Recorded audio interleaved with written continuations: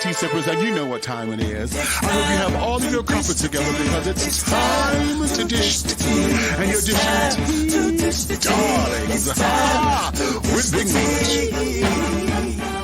Can't wait. It's time to dish tea with Big Meat. It's time to dish tea with Big Meat. It's time to dish tea with Big Meat. It's time to dish tea with Big Meat. Darling. And hello.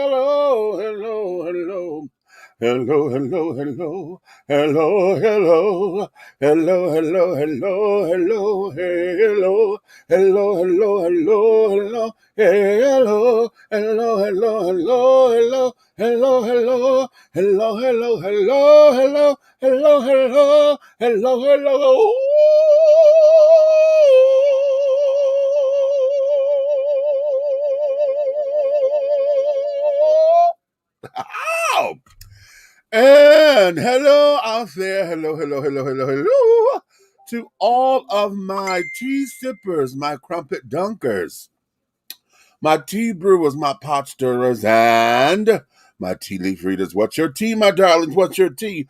I hope you have all of your crumpets together, my darling, because it's time to dish tea, and you're dishing tea, darlings, with Big Meat. What's up? Honey, listen, we had to come on. Actually, I could have gone on time, but I wanted to give myself a little piece of just some breathing room because we're just getting in. I'm a part of a car club, honey, Mashiro Hero. Car club, part of the Car Club of America.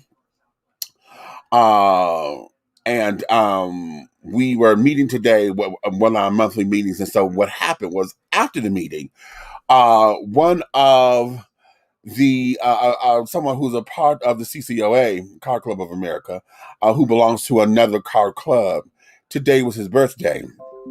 We share the same name, Demetrius, and we wanted to go and celebrate with him and things of that nature. So we're literally just getting in the door. As a matter of fact, Red is still traveling and is in transit home. So hopefully he'll get a chance to come on up in here and do some things. So, honey, we're going to have a bombastic time as always, honey. We probably get a little serious.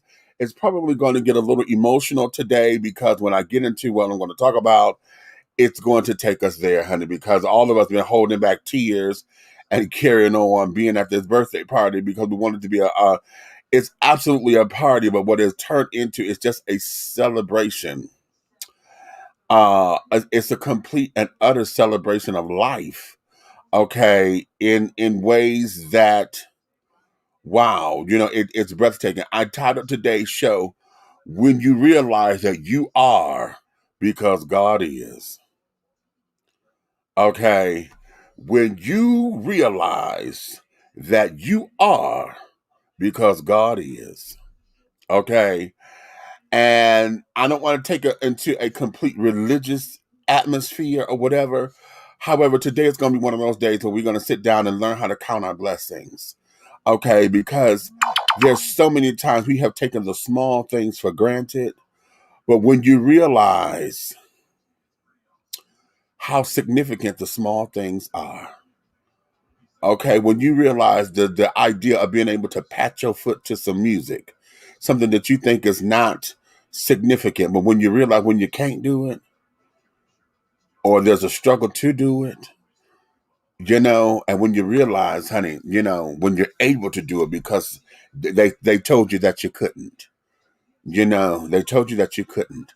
So this is going to be one of those kind of shows, honey. I'm going to try to share his testimony the way he shared it with us. I know I'm going to tear it up because I don't remember everything verbatim, of course, of what he said. However, I'm going to give you the gist of why it was important for us to be at his birthday party today. Okay. And he's still in recovery, but it's one of those things. So we're going to get into that. However, I do want to start off with a light. Well, this may be a little heavy too, because I didn't get into it yesterday. We had alluded to it, but I didn't pick it up as a subject. And that there is, this is June. June is International LGBTQ plus Pride Month. Okay, so all around the globe. Okay, the rainbow children, honey, the alphabet children. We are out proud, honey. Oh, we are proud, proud, proud, proud, proud. Okay, and now I know some of you may have questions because this here is International Alphabet Children's Month, okay, Pride Month. However, you guys also know that throughout the years, honey, you hear Black Gay Pride. So there's going to be a number of different Black Gay Pride celebrations that go on across the country. And the biggest one that goes on is here in Atlanta on Labor Day weekend. And I know a lot of you are like, okay, well, didn't we just go through all this shit? You just had Pride Month. Why are we sitting up here this and why are we sitting up here that? So we're going to get into that just a little bit because the question that I want to pose, and this is to everybody, what are you proud about? And to my straight children out there, the question becomes, when you see all these festivities and carrying on, does it spark you to want to say, well, where is straight Pride Month? Okay. Does it spark you to want to say that? If it does, why? Okay. Why would you feel as though that you need to have a straight Pride Month celebration? Now, believe it or not, they tried to do that. They tried to do that. I want to say in Rhode Island, I'm going to look at a research department. If you're here with me, let me know, but I'm going to look it up myself. They tried to do a straight pride march and carrying on. It's on that New Baltimore area. What they call that area up the East Coast, New England. They call that area New England. They tried that. I don't know how successful it was because we haven't even heard anything about it since they tried to do whatever. But what does pride mean to you? And how do you feel it should be celebrated? Because one of the things that I get upset with is I get upset with all the time that we get the superficial answers. Oh, it's the time for us to come together and let the world know that we are out and proud. And I said, but wait, see, I hate when folks define a word with the same word. I'm like, what are you proud about? What you proud? What does pride mean to you? Oh, I get a chance to be proud to hang out with the brotherhood and just to celebrate life and to be happy to stand in my truth. And bitch, that's nothing but fluff. Okay, that's fluff. What exactly are you proud of? Okay, what is it that we want the world to know? Okay, what is it that's so significant that we want the world to know? And if you can't articulate that, then why the hell are we having it? Outside of just being flamboyant and boisterous and fucking colorful. Okay? And if it sounds like I'm a little bit that way about it, it's because I'm 51 years young, child. I've been doing this for so long, honey. I was a rainbow before the rainbow became the symbol. Okay. And the whole idea of what we have to be proud about, particularly when we still have our internal struggles between, the black gays and carrying on. Each particular leather is fighting with the other.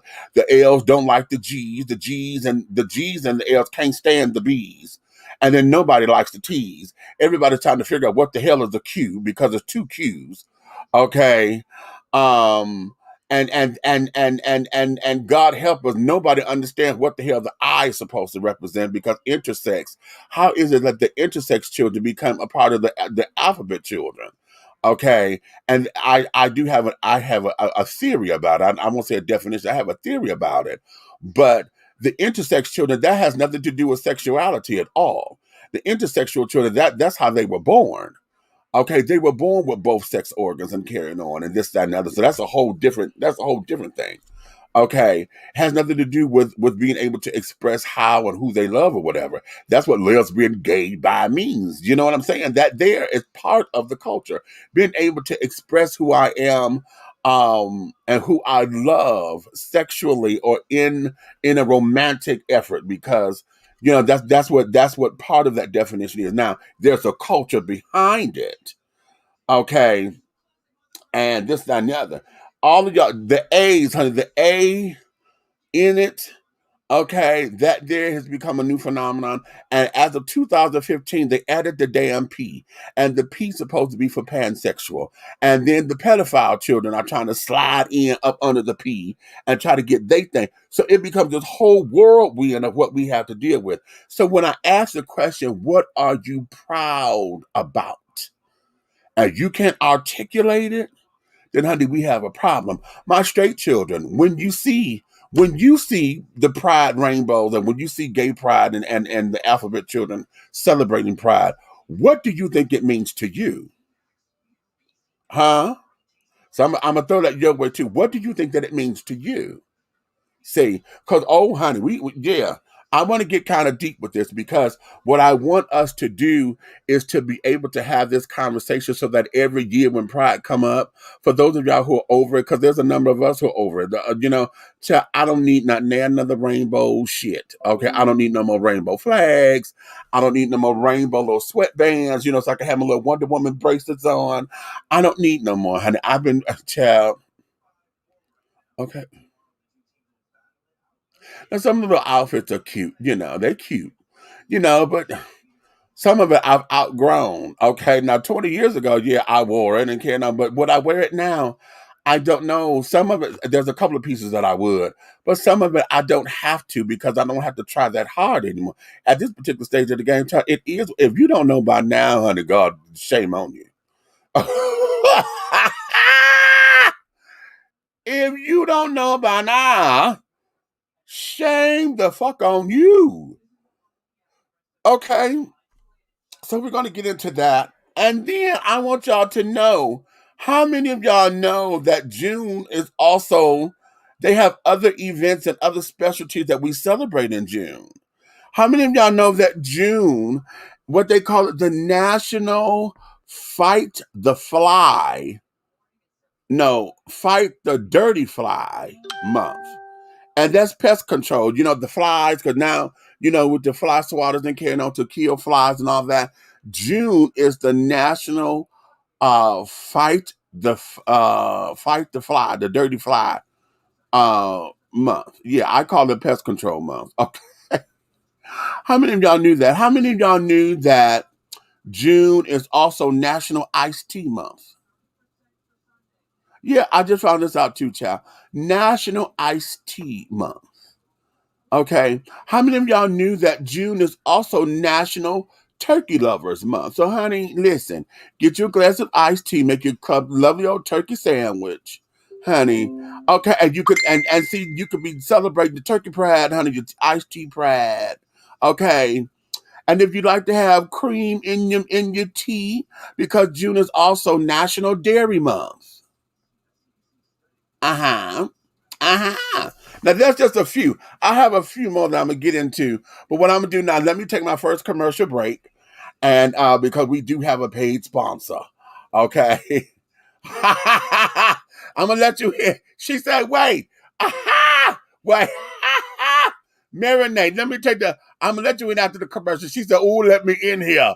Let me in here. Okay.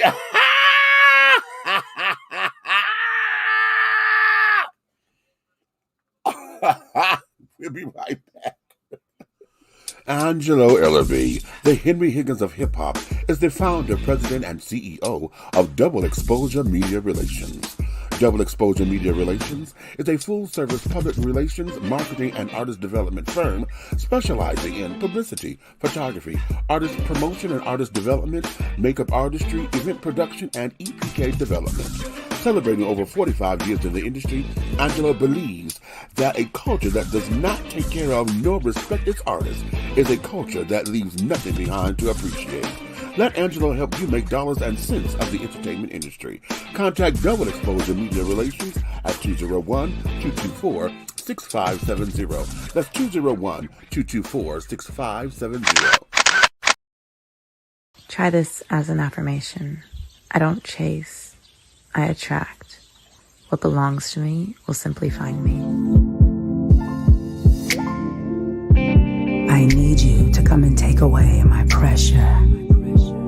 Lead me and I'll follow, it's my pleasure. I haven't always been in position, but I'm ready to be under your submission, following wherever you lead, because I trust your decisions, you see. I've been out here all alone on my own. Attention all business owners. Use your advertising dollars here. Looking to reach a more diverse audience for your products and your services? Well, this is the platform for you. Dishing Tea Entertainment welcomes all businesses who wish to expand their brands and looking for clientele that's more than grown and sexy, but also the seasoned and sophisticated. For more information on how this spot can be yours, contact Big Meat at 404-914-5610 or go to our website at www.dishingtea.com. And we are back. Nick, you ready, girl?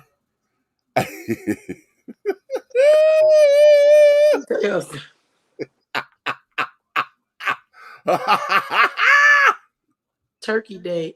Turkey month. Dairy month. What else month?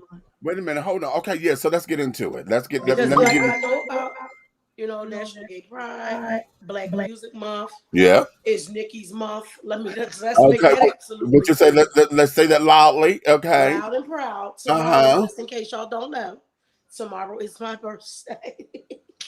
I will be 51 years young. It's all about me in June, so all the other stuff, you guys take a second. Okay. But remember when we were in school, when we was in undergrad, right? And remember when we would come through the building and every day was a different damn stupid ass day. But remember, we got tight when it was Black History Month and they didn't go all out like they did. Right. Like, they go out for National Pancake Day. Right. Mardi Gras Day. Not Mardi Gras celebration. Mardi Gras, matter of fact, that's what it was. It was like Mardi Gras Day. Right. Pancakes, I guess that's a part of it. I don't know how that ties it. National Apple Pie Day. This day, that day. But for some reason, when it came to this stuff, now we may not be literally HBCU, but our university is a HBCU. Okay. So when the thing that came up that I felt like was most important to us, remember when they had all the amendments and all that shit up? The nerve. Black History Month, we had to have one of our counselors and other people just come together and do it as opposed to the school. So when we add all these days and stuff like that, I want to know, just like I always ask, who in charge of adding the letters? Right. Children. Right. Who in charge of giving all these months to this and that? And I wondered that too. Because listen, okay, this here. Now, what is not on this list, and I'm sure that there's a few others that are not here, because June is Black Music Month. Y'all know I told y'all that on our last that's program. my favorite thing. Okay, this is Black Music Month, and y'all still have not done your due diligence with me, children. I guess y'all waiting to see what our answers are going to be first. I asked, okay, when it comes to whose voice, okay, will just rock your soul and put you in the mood, not the song, the voice. Okay, because we got certain artists with certain songs. Okay, so we know what the song does, but who is those artists that are go-to artists that'll sit down there and say, "Child," every time that child open up his mouth, James Ingram, her mouth, honey. James Ingram and Will Downing. Ooh, I don't give a shit if they sing the ABCs on the phone book. Do you understand? I'm gonna tell you, Freddie Jackson. Really, Freddie does that? Yes, I love Freddie's voice. I love his tone. His tone is amazing to me. I'm gonna tell you, and I'm gonna tell you because see, all of the ladies I'm about to say when they puss out and they puss, bitch, it is absolutely over. Stephanie Mills. when she, because her, and you're right, it's all in the tones. Mickey Howard. Yes. Mickey Howard. When she gives Diana Ross. Oh, I got the sweetest hangover. When Ross, I don't wanna get over. It sits down there like, oh, girl, just open your mouth, okay? Natalie. I would.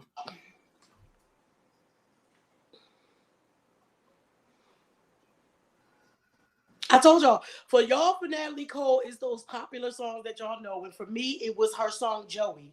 I was a little girl, and my mother told me, she said, for some reason, I don't know why you like that song, but when we would play the album, she said I would just sing it. And she said you would be like, Joey, Joey, Joey. Hey, Ro. And it's something about her voice. Man, it is. It's a lot of them. So go ahead. You go ahead and name some. You name Phyllis Hyman. Take you all the way under the guts. What is it? Way in the water, honey. Phyllis Hyman. Okay. She can take you some places. Open up her mouth and it is over. Okay. It is done. I'm going to tell you somebody else, honey, who does it, but he wasn't given his just. There was two people. Mm-hmm. Christopher Williams. Oh, don't wake me, I'm dreaming. Tony Terry. That damn Christopher Williams, though. When Dreamin' came out, my favorite part of that song used to be like, if I'm dreaming, just let me sleep.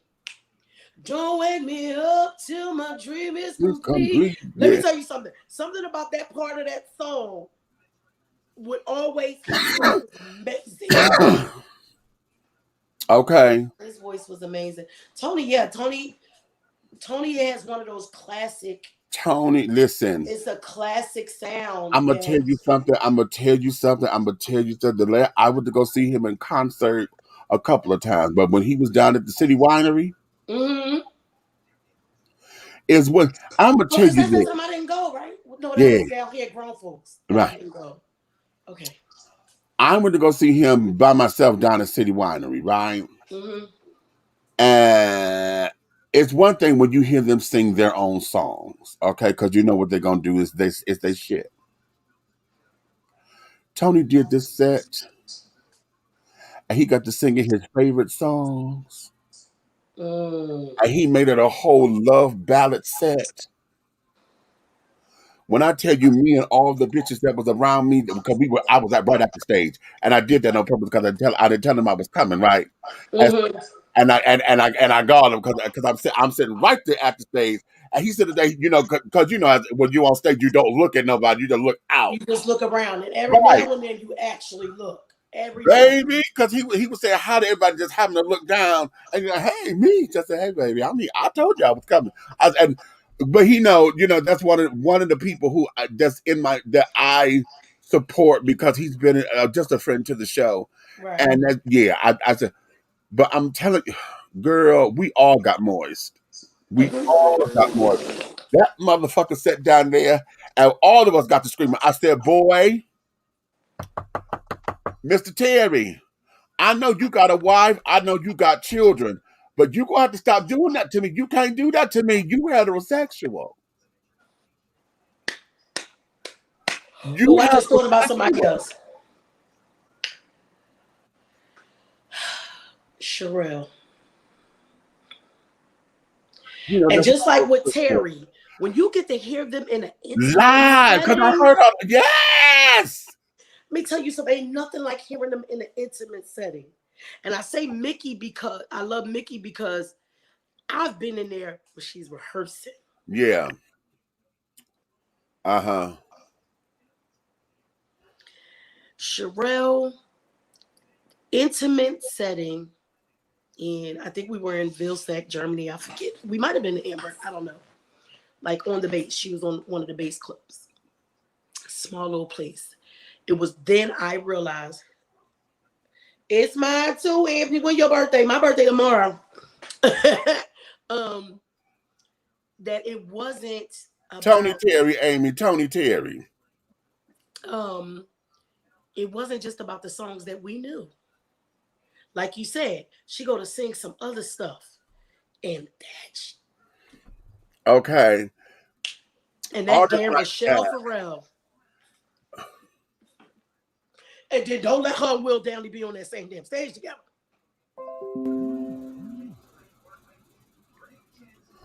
Okay.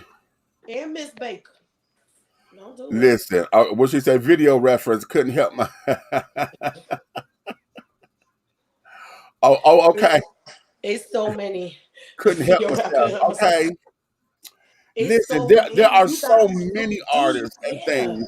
Now, we have our divas. We got Aretha and Patty. But let me tell you something. Their voices, because I'm so much in love, Patty, my mama, Stephanie, my sister, but it's just, there's a different quality with them. And like this, because when I hear them like matronly and motherly. Mm-hmm. Although they have songs, I'm telling you, that go on the mood tape. Okay, that go on the mood tape.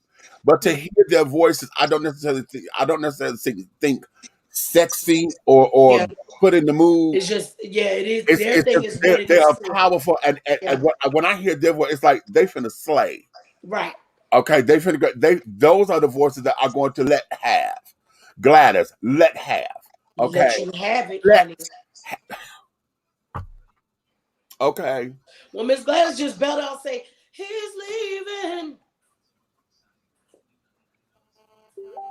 It make you remember that time that you was dumb as hell and you was going to go wherever that motherfucker went? Okay. It didn't matter. Okay, you right there on the edge. Okay. So, but you have those Minnie Riperton. I was going to say Minnie when we was talking earlier. Listen. Minnie, and it ain't even about the high notes. No. It's something on this photograph. And it made me laugh. It's just that it's when they open, and again, she pusses because she purrs, and Sherelle said that in the interview. She said that to me when I interviewed her. She says when a woman talks to a man, she purrs. Yes. Okay, she purrs. I said, especially if she really if she really into him, honey. Yes, she purrs. Bitch, that set me on the whole. Put you in your whole Eartha Kitt mood. But it was just complete puss because, and I think what it is for female singers to do that, I think it's because they exude such femininity. I'm gonna give you a new school. Who? That damn Jasmine Sullivan, honey. You know what? Yeah. Miss Sullivan. Yeah. Yeah. She can put you in the mood. She can either put you in that let's get it on mood, or she. Mama, Jill Scott. Jill Scott, honey. Jill lays it, honey. Denise Williams. Okay, hey, because I was coming out when I said Minnie, I was going right there with Denise, and I was going to go with Lisa Fisher and Stansfield. Okay. Ooh. See. So yes, listen, I'm telling y'all. So when we think of these artists, honey, who have those voices that just send you there, listen, Barry ain't even got to sing, honey, but Barry White, y'all know that's what made his motherfucking career. Y'all know when I was little, I used to be scared of Barry White's voice, like literally scared. That y'all flow at you. So I'm like, hey baby, thank you for coming over for us. Flow at you, of course. Marsha Ambrosius. Okay, you better understand. You better. Marsha's voice will take you, and Kendrick the Family Soul. Get out. Aisha and that husband of hers, honey. The Jones Girls. Mm-hmm. Shirley Jones. But again, she pusses. And it's not because she's a soprano. Because Jill ain't a soprano. Jill is an alto. And Marsha is a damn yeah. She's like Anita. She got that other thing. Oh, honey. Oh, okay. Phyllis is an alto. Mm-hmm. It's Hyman. So, but they just ooze and they push. so beautiful. And then when we're gonna get one that's rough, baby, that damn Johnny Gill. Johnny, And he I'm don't do not that for talking me. about put on your red dress, Johnny. Right. I'm talking about perfect combination with Stacey See, Lattisaw. get out of my head because see, half crazy. Cause I'm half crazy. Or these are the things that change boys to Wow, men. wow, wow. Yeah. Okay. Y'all know Johnny said when they gave him that song, because when he was just coming into the group, you know, it was a whole big to do. People thought Johnny came to replace Bobby, but he didn't. He came to replace Ralph's ass. Right. Because Ralph was going to leave. He said, but they gave him the what they thought at the time was the weakest song. So when he went in the studio, he said, I'm going to tear this song the hell up. You try to give me the weakest song. Now watch. And that was one of the, even though it wasn't a charted thing, right. It was the most requested. So yeah, not the. So man. When you think about artists, I want y'all to put y'all artists up in here, okay? Put them up in here. Don't be scared. Don't be it's scared. Black Music Month. Who are those artists, honey? This is about you. It's about who does it for you. Who does it for you? Exactly. This is and I'm saying that there are artists that put you in the mood, or every time they open up their mouth, it just sets the tone for you. Okay, it sets the tone. Remember before the bar, just the fam switch. Oh yes, when Bobby was lead singer on that. Lying here, for the first time. See, you and I. You know, what's my group? What's the name of them? Hold on, I got to get their name. What's the song? I got to get their name. Mind Blowing Decisions. Mind Blowing Decisions. And then they were the original ones to do Always and Forever. Cause it's head-on collisions. What's the name of the Who damn sung group? that, y'all? Y'all know who sung that? Somebody I can't. Who was it? No, she. Let me tell you something. My brother was so in love with Angela Bofield. Under the moon and over the stars. My oldest brother, God rest his soul. My brother was in love Thank with you. Angela Thank you. Thank you. Yes. That's them. Okay, thank you. Because I couldn't. Okay. I'm so glad you said Angela Bofield. That was baby. Oh, did y'all ever watch Angela Bofield's Unsung? If you haven't, please go. If you haven't seen Angela Bofield's Unsung, yeah. I implore you people to go and watch. It's amazing. Yes. Oh, honey, I'm telling you. My brother was completely in love with Angela Bofield. And I mean, Under the Moon and Over the Sun, that shit would ring in my head all the time because he loved that song so much. When I put on my mama, I could clean my whole house. You talking about Aretha? Yeah. Aretha. Okay. Ray Goodman and Brown. Now you know what? That was them. You better go to send me there because I'm gonna give you somebody else. Brown song, Mind Blowing Decision. No. That was Heat Wave. No. Look it up. No, I know Heat Wave did just Mind Blowing Decisions. I thought. Hold on. I'm gonna give y'all one, honey. Now he did a lot of writing, but I'm gonna tell you, he was so mellow, it was sexy as hell. And it's two of them because they were the same. They had the same monotone kind of thing. That there is that goddamn Ray Parker Jr. Oh yeah. And that damn Richard Dimples Fields, honey. Yeah. Child bad. Okay. Bad. Okay. You tell me Al put you in the mood like that. Al, the right reverend could do that for you, baby. Okay. Yeah. I know he got. Now I'm gonna tell you, it's certain songs that do it for me with Al. Because when I hear his voice, he's you know, he just come across like a preacher, honey, just trying to get a message. But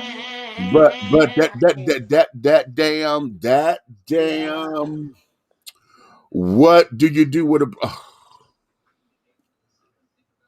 That broke. Oh my God. Now I tell y'all what. Back in the day. Oh my God. Oh my God. Yes. Oh my God. Yes. Oh my God. Yes. Perry. Oh my God, yes, Phil Perry. See, you playing with my affections, honey. I'm Oh, gonna tell y'all what. Howard Hewitt, yes. Come on. I'm gonna tell y'all something. Off the wall, Michael Jackson. Okay. Oh, you know what? Oh, no, you onto something there. Off the wall Did you had know Human Nature. Solo? Girl, what you know about Solo? What the hell do you know about Solo? What do you know about Solo, honey? You better understand, child. I met them when they were on Rolanda, child. Rolando Years was and my years and show. years ago, honey. Yeah. Oh, that was 1995, child. Oh, anyway. Okay, come on. There's Dr. Marla, honey. She said she's gonna come on in. Okay. But yeah, so we can get all off into that. And Yeah, because make sure y'all think about it. Think about it. It'll think take it. about it It'll and take it. It'll understand. take it with Minnie back down memory lane. Let's go there, honey. Take it right there, child, because there are just those artists who, when they open their mouth, and they could just set a tone. They set it. You know what? Let me change it. Drew Hill. This child said Drew Hill. Gerald Levert. Okay. Do Okay. you know what? That big old teddy bear right there, Gerald. Yeah. Okay. Yeah. Drew Hill. Blackstreet. Oh, I like okay. Black. Blackstreet. Okay. I like Okay. the original Blackstreet. So, child, when we think about that as far as celebrating the music, That's you why I say know, think about it. Think about it. People who might not have what we like to say is a tremendous, powerful voice and stuff like that, but could that damn Janet? you know what? How time flies when you're having She does know how fun. to puss very well. She can puss very She can well. puss very well She pusses and very will well. put you all the way. Cause Janet's a little nasty ass. Yeah, Michael she Jackson pusses if you very nasty. well. She I she will love her. purr and puss very, very well. Okay, very, very well. Anytime Okay. See, and any place. I very well, want darling. Very well. Very well. Janet. Okay, boys to me. Yes. Okay. Yes. Okay. Especially in the Okay. earlier days. In the earlier, I mean, the ballads in the beginning, I loved. I loved. I loved. Let's not wait till the water runs dry. Four Seasons. Oh, okay. Now here we go. This child said Glenn Glenn Jones. Jones. Yeah, Glenn Jones does have a phenomenal voice. He really does. Very Glenn Jones has an underrated. amazing voice. Very underrated. Very, very, very Mm-hmm. underrated. And see, one of my favorite songs by him is I Am Somebody. I am somebody, and the universe is mine. I am somebody, and the I'm world thinking, belongs to me. Y'all don't remember that? I don't remember that one. I gotta go listen. Oh, go, child. I put that on the Learning to Love Myself playlist, child. Okay. Okay. Calvin Richardson. Now, you pulled out a name on it that not too many people know. Know about. I was getting ready to say, let's get into some people. It ain't just their voice, but their music. I said Freddie too, Dr. Marley. Uh-huh. That damn Najee. When the music can do it to you, he ain't open his damn mouth, but he make that saxophone. He makes that saxophone. Ooh. If y'all don't have any music by Najee, Shame on you. I want you to just the Morning Tenderness. Ooh, you know what? The Morning Tenderness CD was I done bought that shit a million damn times to where I had to now find it on my Pandora and stuff. The Morning Tenderness CD, I don't know what it was about it, but it is amazing, and it got me through some stuff. I'm gonna tell you, you went to Najee. I'm gonna take you to Michael Franks. Yeah, ha, clutch girl, clutch pearls. Yeah, clutch pearls, clutch and wipe. Okay. Right. Yeah. Oh, you Right. seen that? Clutch and then wipe. Yeah. Mm-hmm. Gerald Albright. Come on. You Yeah. better pull him out. Pull him out. Yeah. Okay. Come on up in here, Doc. What you got?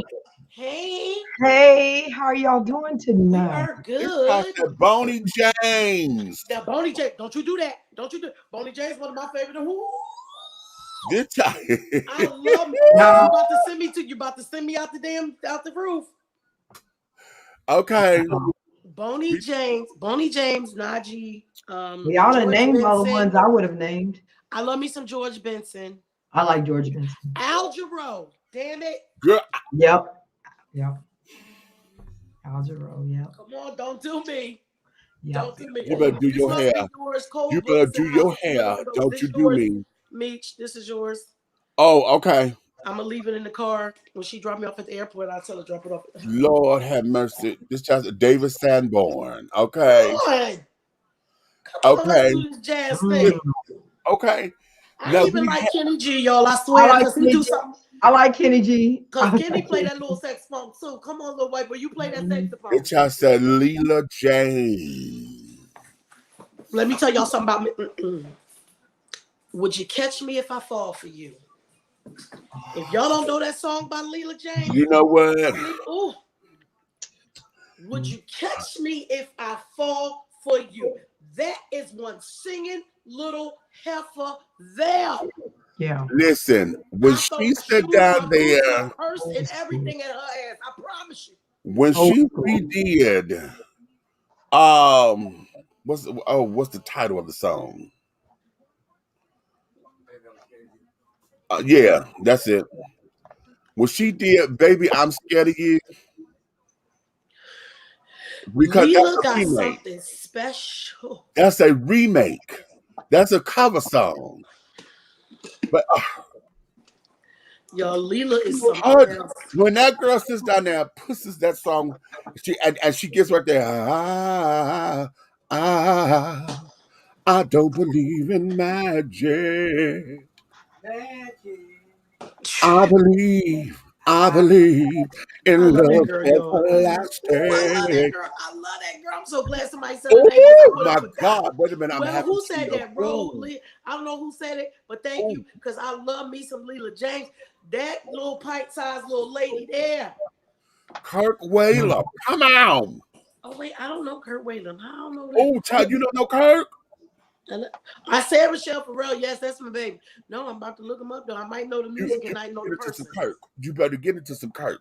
I think Kirk did So Amazing. He did an instrumental version of So Amazing, I believe. I've heard an instrumental version of So Amazing. Yeah, I think that's but yeah, Kirk. Okay. Oh, because I be looking. We could get into I heard this. one on Najee's. I think Najee did one too. Did y'all say Peebo Bryson? I think I said earlier, didn't I? No, I didn't say Peebo. I we said didn't say George Peebo. We didn't say Peebo. We did not. How did we not say Peebo? Yeah, because when I said Al Jarreau, Peebo should have been right after that. Oh. That's the slow jams of the 80s. No, my brother, you got to get your own. Quiet. Remember that commercial, y'all? Yes. No, listen, brother, you got to get your that Peebo Bryson, again, his tones. His tones sit up there. Now, yeah, wait a minute. Okay, then you gonna make me throw a shoe. Jeffrey Osborne,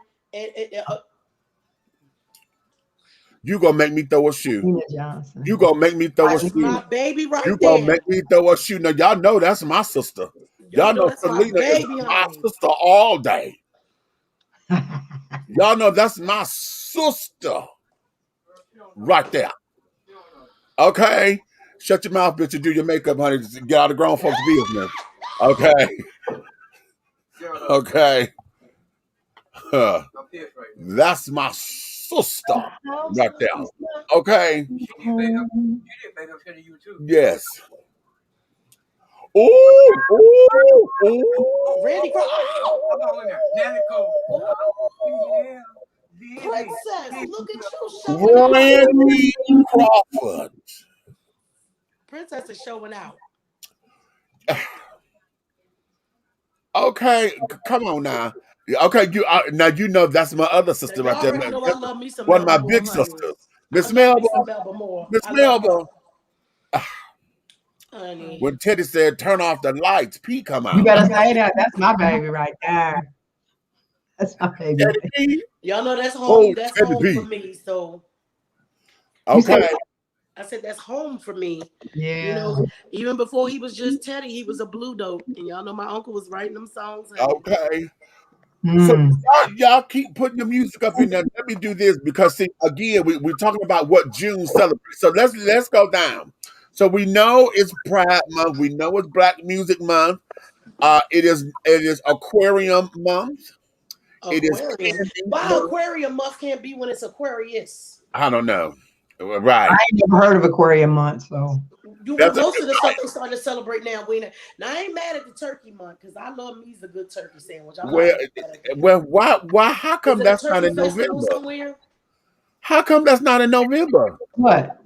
Yeah, it should be in November.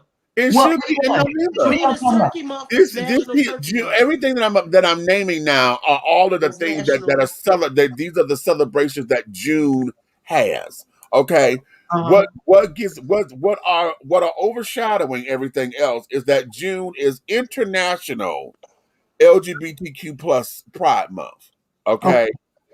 It is also Black Music Month. I was going to say, which one of those first? Because I always knew about it being Black Music Month. And then just in the recent, maybe 5-10 years? 5-10 years, I know it was the LGBTQ. So was that I would say, and they just wouldn't tell us? No, because we have to look at that. Let's find out the science of it. Okay, research department. Let's look that up and find out what came first, Pride or Black music. Okay, as far as June celebrating. Okay, now catch you. It is also Candy Month. Dairy. They just making up stuff. They just making up stuff. I'm taking all the petticoat and look what came in the mail when I got in the house. No, not your. I need one of them. I need one of them. And it says, "Welcome to Petticourt, where the Honorable Judge Aunt Nikki 215, aka Storm, residing." I'm taking all they asses to Petticourt. I promise you. This is also Effective Communications Month. What? Well, that goes along with my. It's a good one, but damn. They just making up stuff. Okay, fight. Why don't they just give stuff a day? Because they got too much stuff going on. So if you're gonna put it in that month, just give it a day.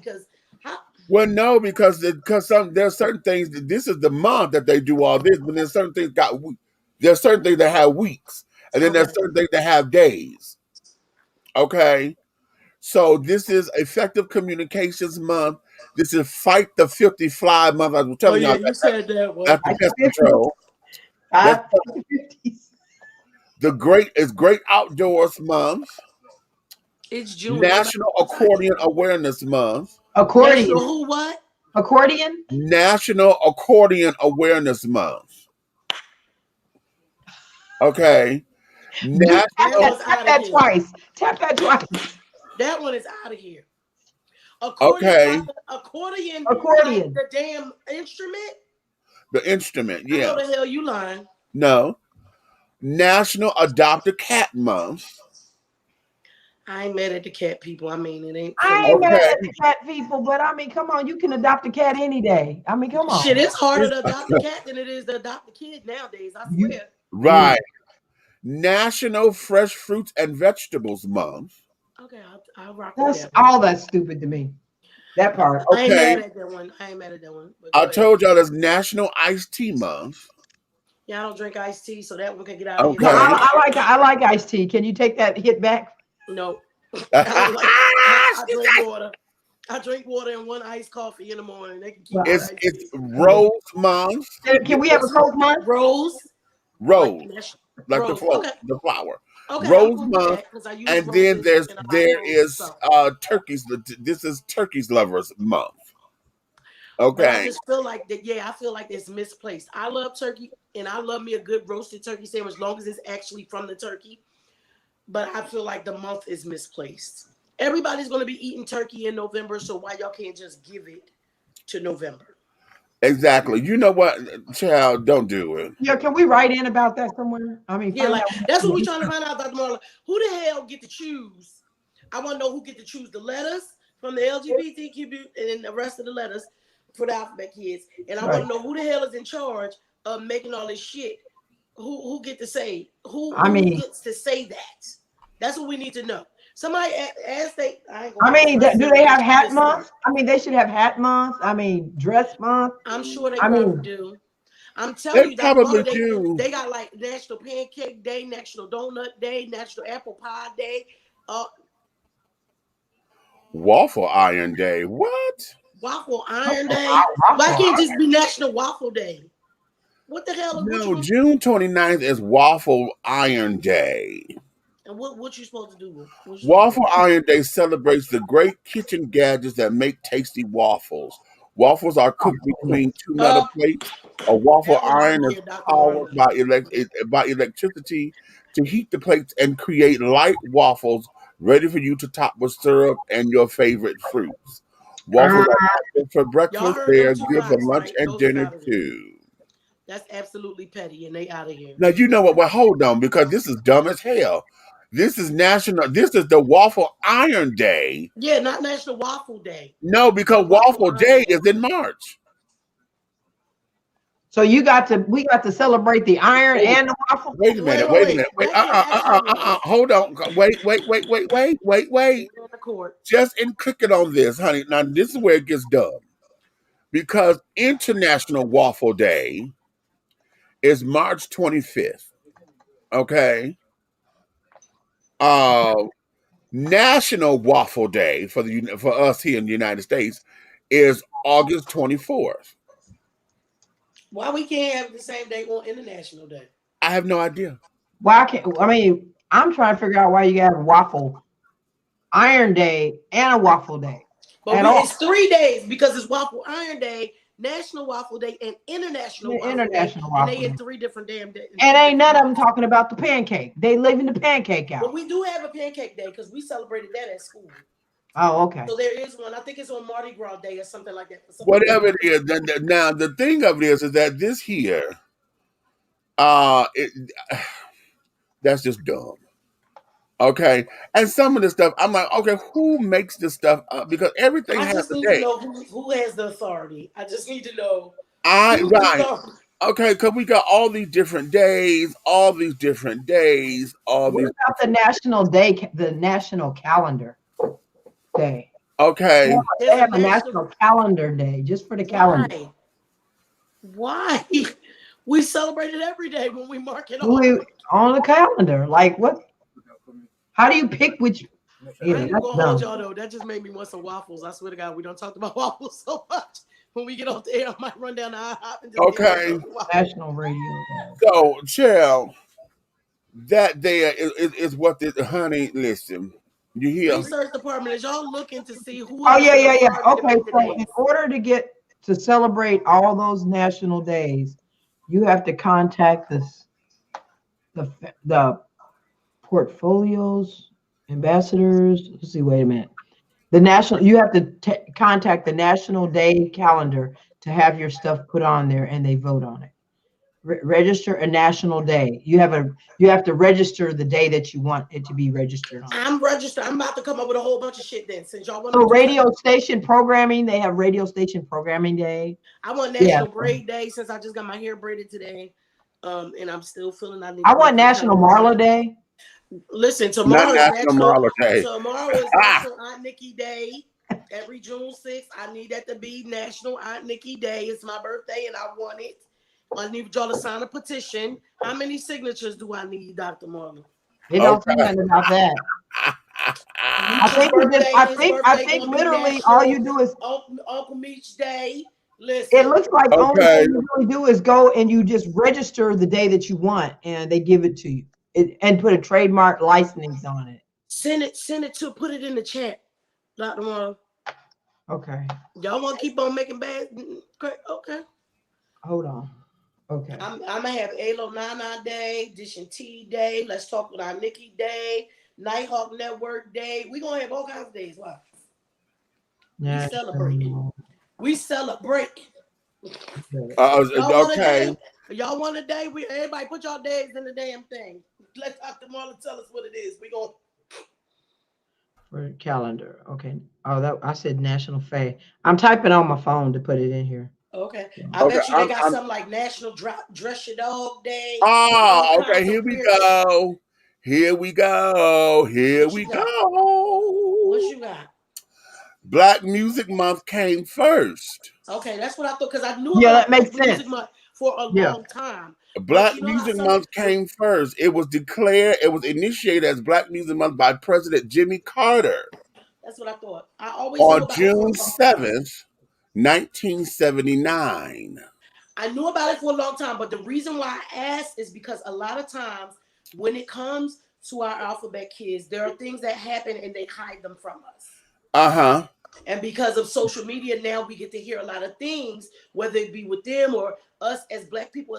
It's a lot of things that we didn't know about before that we started finding out about when we came to social media. So that was why I wanted to ask. Right, but and June, as far as it being Pride Month for Gay Pride, it was first Bill Clinton declared June Gay and Lesbian Pride Month in 1999 and in 2000. And so 1999 was when it was first recognized. Okay.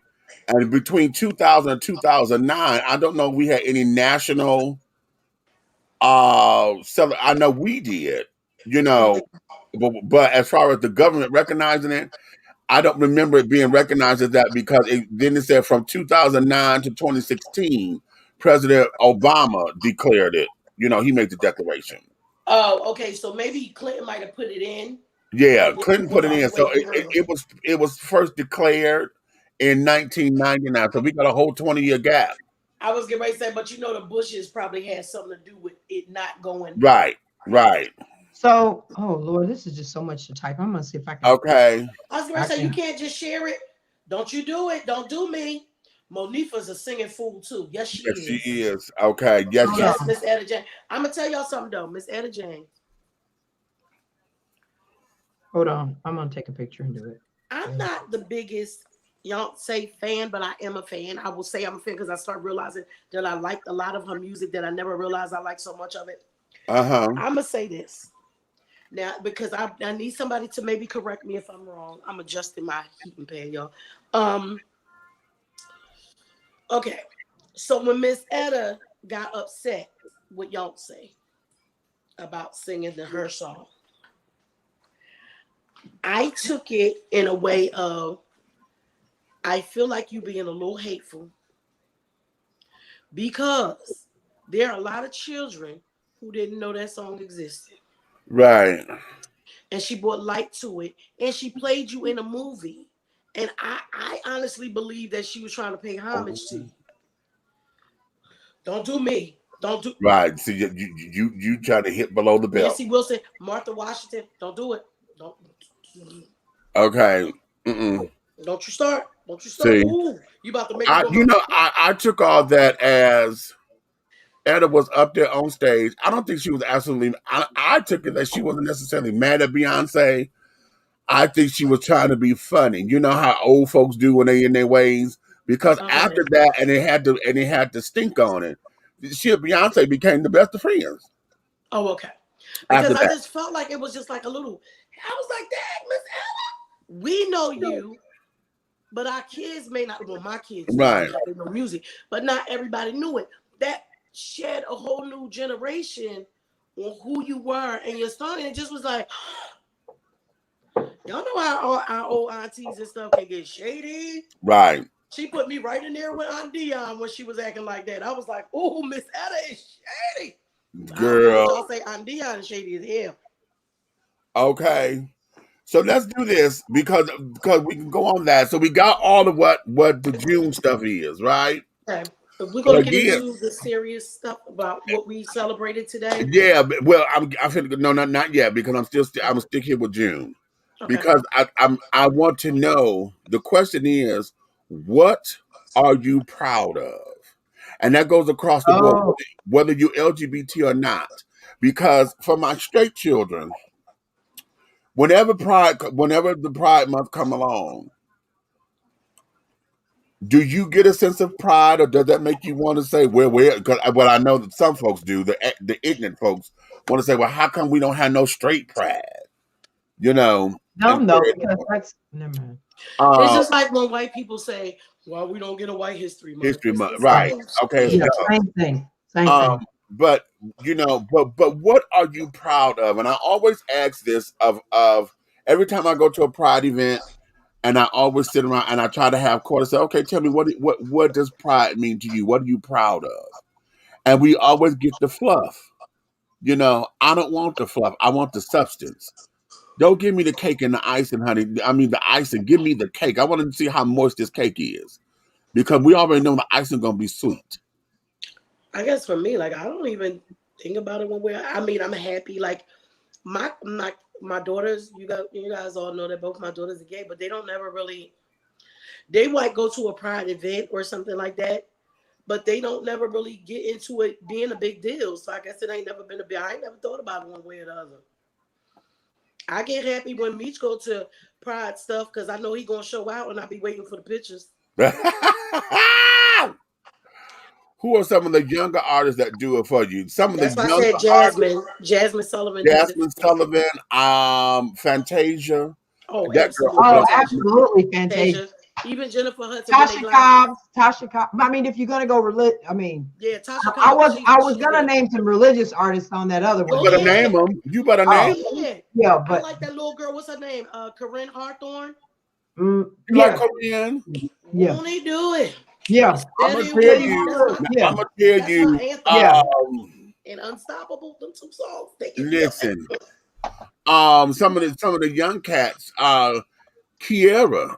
Everybody knows about the Clark sisters, honey, but Yeah, Kiki but has Kiera. done Ooh. something to where she has been able to make Yeah. to Come make on. her When did own. Kiera get married? I was looking at something on Isn't that beautiful? Oh, honey. What did Oh, you and say? she loved that boy, honey.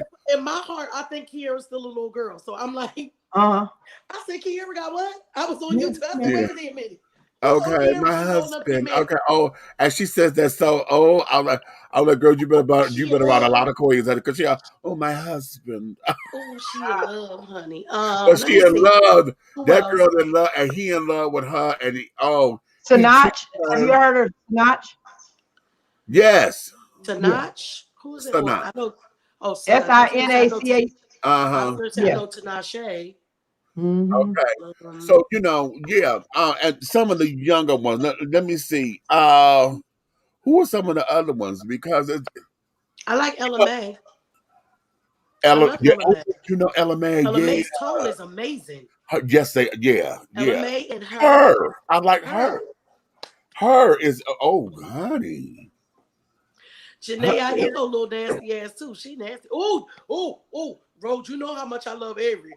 Okay, let us see. Listen, don't you start. Listen. Yeah, let us see. Ooh, she cut her hair off. Listen, we can't say Rochelle Farrell without saying let us see. Let us see used to sing Come back on. up for her. Mm-hmm. And girl, don't you do it. Do you understand? Listen.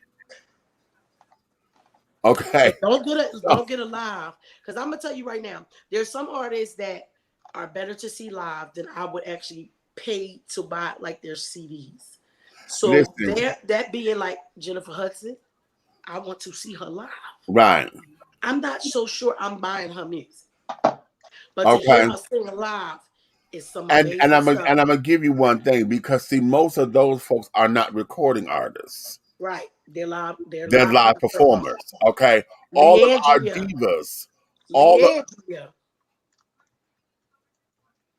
And you know why I like Leandria so much? And I talked to her over there on Bigo, y'all. She came on my platform. Oh. She came on my platform. Leandria, the reason why I like her is because I believe her. I believe her because when she's going through the struggles and everything, and then when she's singing, you hear it. She's letting me know I'm not perfect, and just because I sing this music about God, don't mean I ain't got my struggles. To be. And I'm not going to pretend to be. And I feel it when I listen to her. I feel it. Yeah. Layla, Faith Evans. Yeah, okay. Listen, Okay, so I'm gonna play this video. Tasha Cobbs Leonard. Tasha Cobbs. That's one of my favorite. I'm trying to think of this girl's name. I can't call her name right now, but I'll call her this generation Shirley Caesar. What is this? Have you ever heard of Spencer Baker? Who? Spencer Baker. That Spencer, she sang.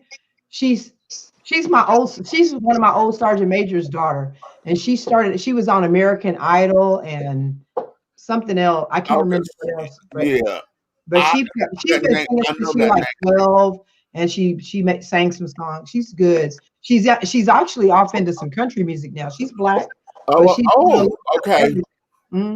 Victoria Luckett is another one who I loves me some Miss Luckett, honey. She can sing. Kiki. Oh yeah. Yeah. Yeah. Okay, y'all listen to this. Y'all listen to this because see, again, when we talk about being proud, I'm gonna take this across the board because this month the overshadow is that this is Gay Pride Month. Okay. And rightfully so, I stand behind all of my brethren and sisterins. However, I'm trying to go a little deeper because, see, I get tired of just being rainbows and unicorns. Okay, you know what I'm saying? I'm tired of the fluff of it.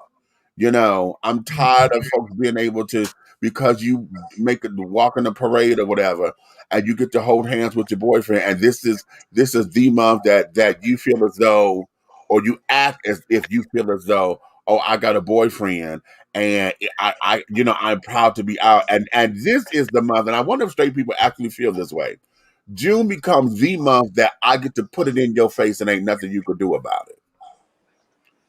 You know what I mean? Does that make sense? Okay. Does that make any sense? Because it makes sense. I feel like that when it comes around. I don't really feel like that, to be honest, about any day. Okay. And really the reason why I bring that up is because there are, you have the ostentatious ones, the ones that's so far out there, okay, to where it becomes a whole big to do.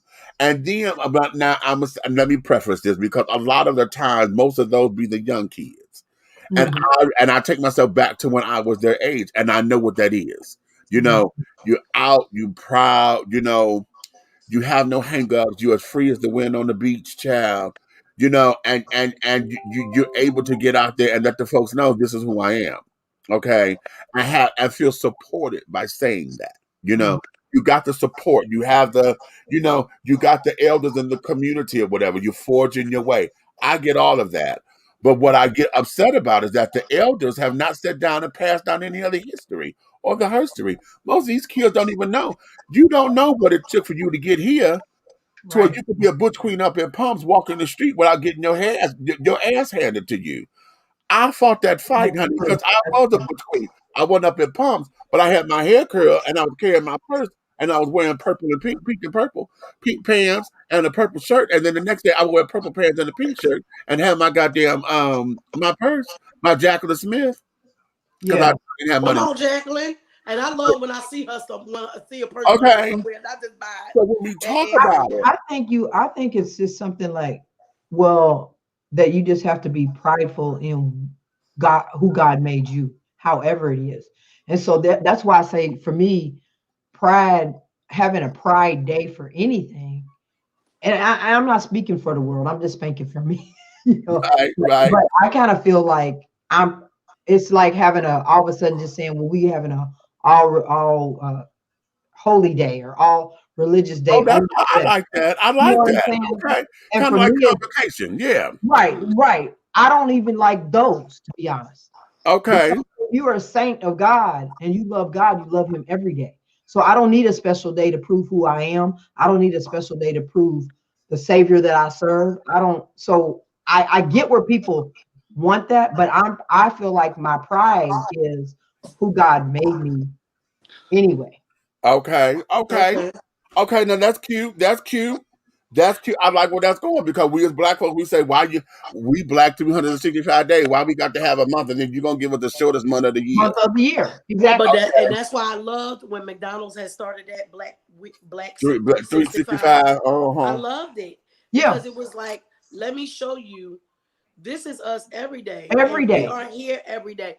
Now, what I can say about Pride Month is just like we fought for Black History Month, even though, you gave us the shortest month of the damn year. And when you know you cannot sum us up in no damn 28 days, and Right. you can't sum us up in 365 days. If you really want to know the truth, exactly. Because when you think about all the stuff that was made and what we attributed to, right, everything that you use 365 days a year. Come on, Dr. Marlon. But I think about it like this. When we had to fight for that, for you to acknowledge who we are, you're going to now acknowledge that we did these things. So I think now that I'm sitting here thinking about it, when we talk about Pride Month, now this is that same fight. You're going to acknowledge who we are and our contributions as well. Right. And I get it. But I also feel like we said, if you gave 365 damn days a year, what difference do it make? Right. But I get it because when I put it in the perspective of our elders had to fight for us to get a month, for you to say there's no way that you can deny who we are and what we've done. Right. So when you look at it like that, I'm cool with it. I mean, I wasn't never not cool with it. It just didn't have to register. It wasn't like it was. Yeah, because it wasn't like my daughters was running through here with rainbow flags and saying, "Hey, mom, it's our month." Okay, right. Hey, Kev TV. Hi, big fan. Well, thank you, baby. Can you say happy birthday to my son, Nick Gurr? Nick! Happy birthday, Nick. When is Wait a minute, we finna go do one better. We're going to do one better. We're going to do one better. We're going to do one better. Me. Uh-oh, you going to do it? Happy birthday to you. Happy birthday to you. Happy birthday. Happy birthday. Happy birthday to you. Happy birthday to you, Nick. Happy birthday to you, Nick. Happy birthday. Happy birthday. Happy birthday, Nick Girl. And you have to be a Gemini. And your name is Nick. So happy birthday. Now, I'm hoping that is a cute that's real that way. But I want y'all to pay attention to that name, honey. Because if you say it quickly, honey, it sounds like something else. Yeah. Hold on, go back to the comment person. Let me see their picture. No, he got to make sure you separate Nick and Gurr. And that's why I said that way. But I'm saying that out loud just in case this is a troll. Okay. Oh, got you. Because that's why I want to sit down here and say, now listen, honey, if you research department, I need y'all to look up Kev TV for me. Okay, if you real, more power to you, and I'm not making fun of your name, but if you a troll, just know that I done clocked your stunt, honey, and no, you didn't sit down there and make it look like we were doing something crazy, because I clocked the stunt. Nick Gurr, Okay, now what is this? Okay. At least on YouTube, 28 days of some form of progress. Black Indigenous history is American history. You better say it, but exactly. Okay. So for Kev TV, he has a YouTube page. This is Kevin of Kev TV. He says, I enjoyed sharing part of my daily life views and travel. Let's experience this together. So he has a YouTube app. I'm looking at it. Kev TV Home Facebook, Kev TV Instagram, but that don't necessarily mean Kev No, TV. that don't mean anything. That don't mean anything. But right now he's got. I'm just saying that because on this thing is not what shows up when I go to Kev TV on YouTube. Well, we just know that. Okay, just know that if this is a stunt, I heard it and I clocked it, but it doesn't change anything because, yeah, I know there was a stunt if you're trolling. Okay, So Okay, that's one of the Kev TVs. Because this Kev TV looks maybe Native American. Ooh, it's a whole bunch. Because I got one too. right. Well, okay. Yeah, so yeah. Pacific North Islander, however they say that. Yeah, Pacific North Islander. The one right? you got looks like that's a little bit closer to this picture, but okay. It's all good and it's all gravy, honey. But if you real, then happy birthday, Nick. If it's a troll, honey, Nick Gurr. Ha. Okay, yeah. But he's saying to his son. So we'd be looking up Nick Gurr, not Kev TV. No, not necessarily. No, but I would be looking up Kev TV to see what's on Kev TV's page. Right. Oh, okay. He's the one who's activating this. And so, but it's all good. I'm just making a note, honey, that yeah, okay, we don't. If this is a stunt, we clocked it. Don't get cute, okay? Or one of those. Oh, I made you say it. I made you say it. I made you say it. Ha ha ha. Well, I clocked the stunt, honey. Okay. So yeah, now the more and more I hear it in my head, I believe it's a stunt. I do too. That's a comment. That's a. Let's go here. Hey, y'all, what's up? It's Friday, so I'm gonna keep it black, but I'm gonna keep it brief. So it's Pride Month. I could give y'all a history or celebrate the work of Marsha P. Johnson, Bayard Rustin, Angela Davis, Langston Hughes, or James Baldwin. But I'm sure you'll hear about them from the corporations that are newly enthusiastic about Black Lives Matter and are trying to get your Black Pride dollars for Pride Month. Instead, Miss Tabitha, Auntie Tab, if you will, inspired me to talk to y'all about celebrating the Black queer people living in your own house. Come on, Black Christians, let me tell you something. Pan-Africanists, let me tell you something. The Black queer people in your family are not abominations. They are not hellbound. They are not contributing to the failure, extermination, or elimination of the Black race. Say it louder, please. An integral part of healing Black communities is inclusivity and doing right by the people we are tasked to love and protect. And we start by doing that by understanding where all this hate comes from in the first place. European colonization spread three things in this world. Number one, white people, and therefore Eurocentrism, or the prioritization of European culture. Androcentrism, or the prioritization of men. And heterocentrism, or the prioritization of heterosexuality. And therefore, when we became free in the United States and had this pseudo-American identity, Black people adopted respectability politics to achieve a more nuanced American identity that white people would accept, to gain respect from white people, to avoid violence with white people, and to mimic white social hierarchies in order to later assimilate into white social hierarchies. But this day and age, all that's doing is maintain the status quo. Well, I mean, it's just not natural. Literally found in nature everywhere. Have you met dogs? Well, I mean, it's a sin. And why are queer people's sins the only ones that predicate how they should or should not be loved, protected, and respected? Well, I mean, it's just like, it's a white people thing. They brought that over here. And wrong again. Queerness can be found in indigenous cultures across the world, including Africa and ancient Egypt. I'm sorry, isn't Egypt a part of Africa? Yes, girl, but I don't think they know that. For those of you that insist that homosexuality is a European concept, you are incorrect. Scholars discuss its existence in West Africa, East Africa, Zimbabwe, Zanzibar, Angola, Cameroon, and Rwanda, just to name a few, prior to European colonization. Archaeologists have even found Bushman artwork on cave painting depicting same-sex relationships. What the white people did bring was homophobia based on parts of scripture they used to strengthen their arguments of why Black people were uncivilized and in need of salvation by way of enslavement. Preach to them today! I am so sorry, Lord, the white folks have just been using your word all willy-nilly. And the reality is that these are just distractions. Methods to keep us stratified and steeped in philosophy that will prevent us from ever banding together and achieving liberation for all Black people. And I am quite tired of the ideas that suggest that all Black people should focus on the Black problem first, as if there are not gay and trans issues, women's issues, classist issues, ableist issues that are also Black issues. Psst, they mean the Black male problem first. We know! And that line of thinking only projects another kind of violence on Black queer people when the straights want to skip past the accountability of harm done by their own communities and demand that Black queer people only focus on Black straight people problems. But the reality is we won't heal like that. Those none of us are free until all of us are free signs that we raised in the summer of 2020 also apply to Black queer individuals. And how are they going to be free if they don't get the same love, support, visibility, and respect that we ask for? And what many people don't realize about Black history is that many movements for Black liberation have been spearheaded by and driven by LGBTQ individuals. And it's precisely because the most desperate of us are most willing to take the risk, because what else do they have to lose? Huey P. Newton said that even the homosexual is revolutionary. Perhaps he is the most revolutionary. And how disappointing it must be for revolutionaries to be treated like sacrificial lambs for the people that benefit off the sacrifices they make. Goodness gracious, I say. Yikes.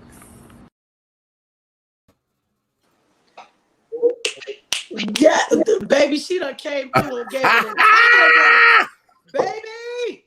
Make sure sure you send me her thing so I can follow her. I love that. I loved every single moment of it.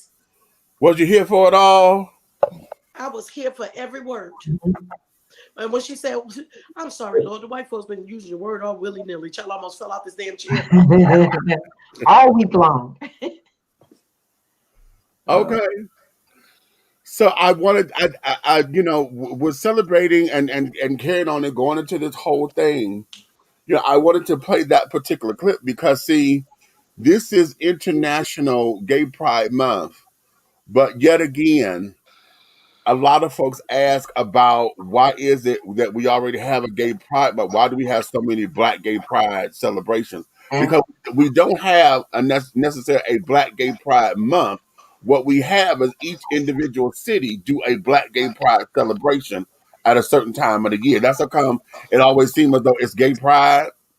Well, we have Atlanta has theirs in Labor Day weekend. And now here's the other thing. Here in Georgia, Georgia doesn't celebrate gay pride in June. Why? Because back in 2009 or 2010, when we had the drought, we couldn't use Piedmont Park. So we had to cancel it that year, right? We ended up doing it in October. Well, they left it there because October is National Coming Out Day, October 12th. So Georgia, okay. And see, now that fall in line with all that other stuff we was just talking about. Okay. So now, which makes sense to me, because if National Coming Out Day is October 12th, then that should have been when Gay Pride Month should be. Okay. Right, because it would think like we said about the waffle shit. It's in 3 different months. If we were going to do a Gay Pride Month, then it should be significant days on each month. Right. A day for this and a day for that, and a day for this and a day for that. Why not? Because that's why I said, and I'm referencing the waffle thing because, damn it, why do you got National Waffle Day, International Waffle Day, and damn Waffle Iron Day, and they all in 3 different damn months? If they're talking about the damn waffle, why you can't just make a damn waffle? Wrap it up. Put it all in one. Right. Okay. Waffle week and have it all in that damn. That's true because it is enough. It's enough damn alphabets to doggone go a whole week for your event. I still need to know who the hell who's an official to add the letters. Where's the board? What's the board that gets to vote on adding the letter? I'm dead serious when I ask y'all that because I want to know. Right. Me and Nikki want an A on there. An 8? A alpha. And the A is for the A is already there. The A is there. Where is it? It must be an unstoppable. What's the A stand for? The A stands for asexual and allied. It's a double, just like the Q. Oh, fuck that. I want my own shit. We want our own shit. What the A stand for y'all? It's both. It's asexual and allied. Well, I am asexual, but I'm an ally. I'm not really sure what the asexual stuff is. No, I am a type of sexual. She's the type of sexual. She's the type of sexual. When you like to be a type of sexual too. Okay, what I'm saying is I'm an ally. I'm an N. What's N, Dr. Marla? Nick Kerr. Nothing. Her name is Nick Kerr. Look. Not that part, but nothing. You do nothing. None. I'm the A as an ally. Well, you know, I'm a P because I'm a parent. I'm a P too.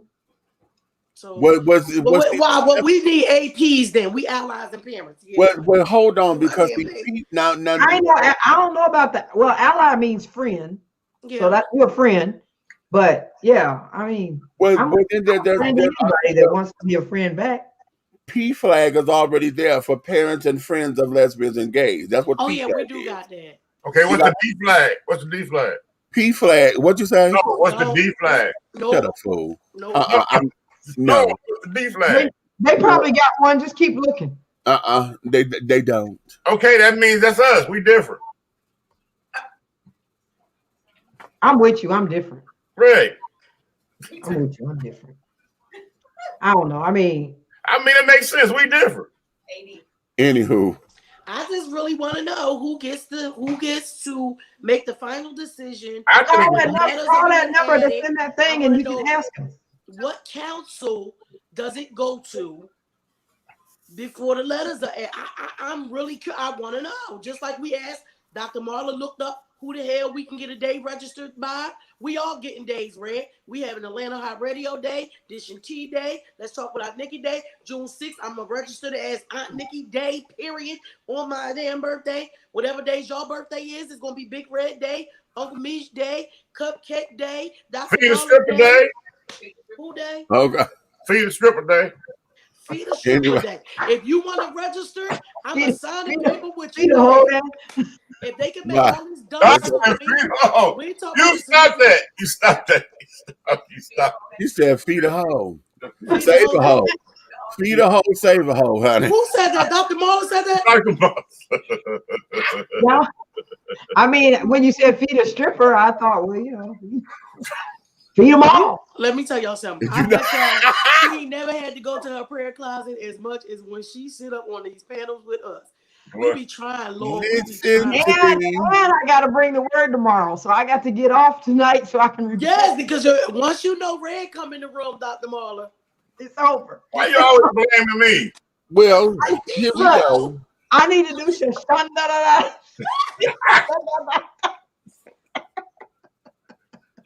You know, everybody that speak in tongue do the Shanda first. So you know. Shanda. Why everybody what the world? You know what? Listen, y'all know we just covered that. Y'all know we just covered that. We ought to call it instead of Shonda. We ought to say Shayna or something else because listen. The same language. Cross that one out. Here is what it is because I tell y'all, church theatrics. Church. Did you see my show last week? The other day? Yeah. Why people leave the church? Why the kids leave the church? Yeah. Church. I had about 4 people calling me after the show's over, still trying to tell me why we leave, why we ain't in the church no more. I was like, the show's over. Y'all can go. We'll talk about that. And look. Show's and over. COVID done made some people understand that you ain't got to be in that building to be able to worship God. But see, here's the thing. A lot of that, you know, like I said, church theatrics are just that, theatrics. Because a lot of folks do not understand or refuse to believe that all it takes for us is to feel good. Because when you listen, how many times have y'all gone anywhere and you say, hi, how you doing? Or when you say somebody, praise the Lord, and they get all that way, well, praise the Lord. How are you blessed and highly? And all of a sudden, what happened to me today? I went out somewhere. Their whole game. Whole tone changed. Oh, well, praise the Lord, honey. I'm blessed and highly favored, saved and sanctified and filled with the like this heifer just did. Okay. Then they want to go and God help you. Don't okay. They can't. Nobody could say God is God. Okay. It ain't never God. It's God. Okay. And then it becomes all the shenanigans that go with it. So when folks start doing they speaking in tongues, okay. Okay. Get your child. Okay. Get your damn child. They go through all that. And what has happened is now it has become a joke. Mm-hmm. Because one of that you want a cracker? We taught but even the church folks make a joke out of it. Hello? I mean, it's really serious. I'm like, that's why I'm like, since when does the word of God say you have to speak in tongues?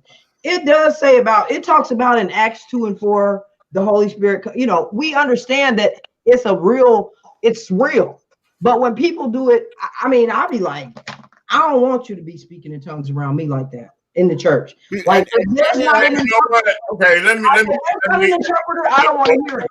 Let me explain, Doc. Let me explain, Meech. Okay, y'all gotta understand that half of them niggas didn't even go to school. So when they get to those hard words in the Bible, they just say Honda. Right, riding on the Honda, right? Okay. I'm trying to go down the Zubalia Honda. Well, yeah, that's how you get the next word. Right. Well, y'all know I grew up in the house where Jackie, God rest her crazy ass soul, would answer the phone. The phone would ring. Praise the Lord. Who the hell is this? Right. Mom, why do you do that? Oh, wait. Wait. No, I told my y'all mom was this just like before. that. And she would tell you, she would curse you out and then say, and I'm going to pray for your dumb ass when I get on my prayer line at 7 o'clock too. Yes. And then when you call her on it, she be like, you already know that God know me. Don't ask me shit. Listen, Carita, my aunt Carita Williams. I promise you. Aunt Carita sounded like she probably got it together with that. Carita Williams. You hear me? They didn't give a damn about the Naomi, that's the way I feel. I am not playing with God like that. We call her Kaida, honey. Kaida. But Carita will sit down there and child, she's sweet as pie. You know she love the Lord, honey. You know she love the Lord, but baby, when she cusses and gets into that, and she get use a goddamn lie. Okay, use a goddamn lie. Get that shit up out of here. Don't you dare come up in here with that bullshit. The phone ring. Praise the Lord. That was Jackie, I swear to God. Baby, the first time she did that when I first met her, the first time she did that, I was on the floor. My stomach was hurting so bad. I said, did this woman just, her whole demeanor just, praise the Lord. You got me about to pass out because all. But no, but you know that's the same joke that they write. That's the same meme and that joke that they write in the different movies. Like when they had old girl that goddamn do Esther. You know, when she come knocking on the door, talking about something. Right. It's coming. He slammed the door in her face. Well, fuck you. You know what I'm saying? Like, yeah. You half dead mother. They tried to make a joke out of what we're talking about now. They was trying to put that forward. Tyler Perry did too. In a lot of his stuff. Yeah, so what we have. The word in there. She might twist it all up and everything, but she wrote the word in there.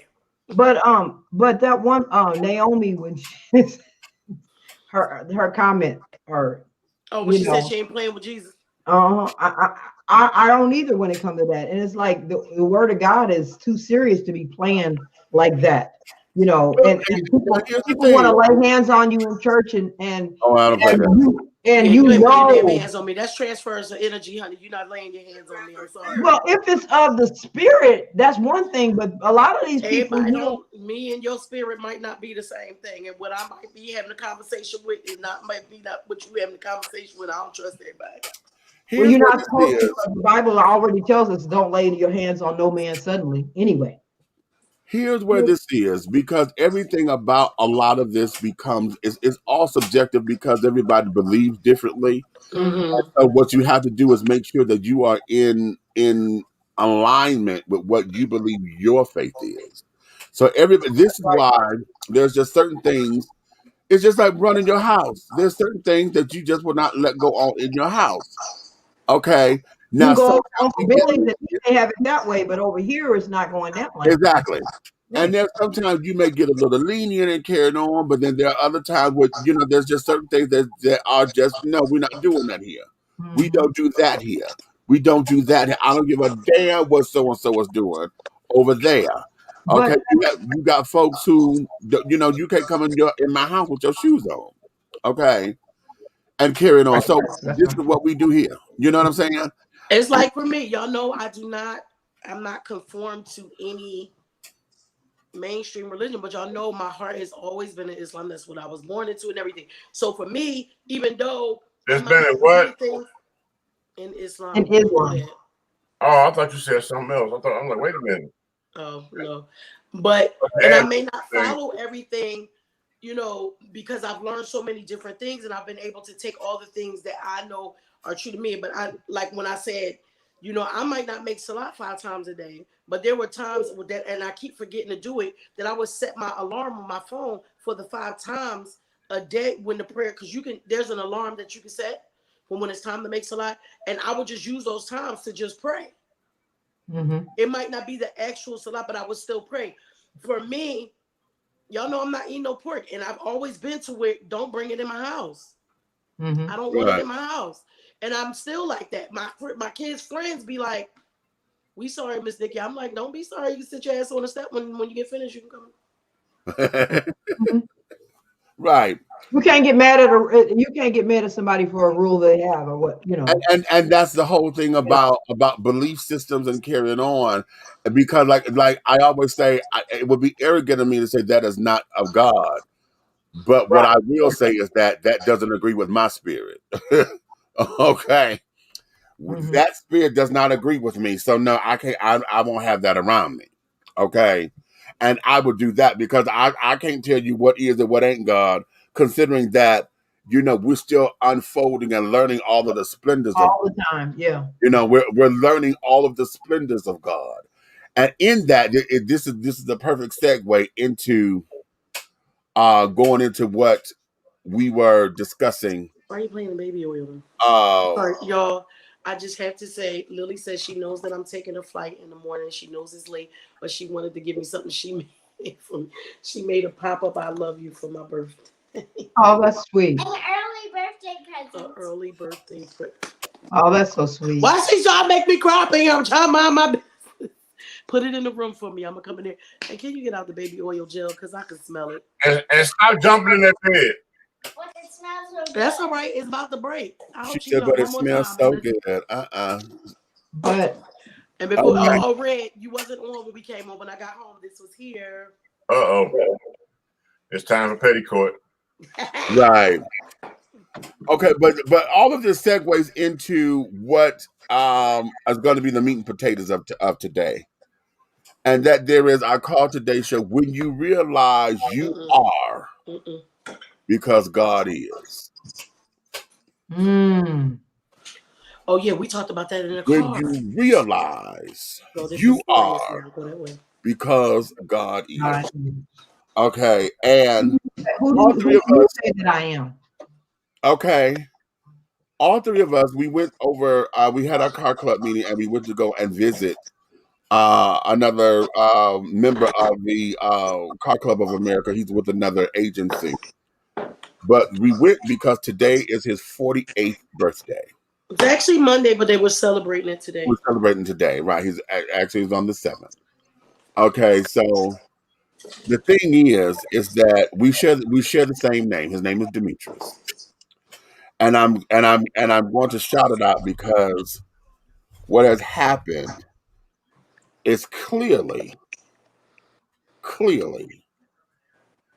if what he is showing is not a testament to anybody having some kind of belief in anything higher than themselves, whatever name you want to call it, if his testimony don't move you and don't shake you, nothing will. This man has celebrated 48 years on this planet when he was literally dead. Okay. I'm about to cry. This man has been. He was a motorcycle rider and was in an accident where he not only was hit by the semi, he was completely ran over. Lord have mercy. When I completely ran over by an 18-wheeler, he said, all of this was broken. His lungs collapsed. His rib cage done smashed. Okay. His legs, his right leg, he said he got all the way up to his hip. Okay. Gone. His knee, he got 60 some odd pins in his knee. His right knee. His foot. He said he can't tap. Just to tap his foot to music. He said he can move it up and he can move it down, but he don't have the stability in it to tap just yet. You hear me? The right leg. Okay. Had all kind. Today.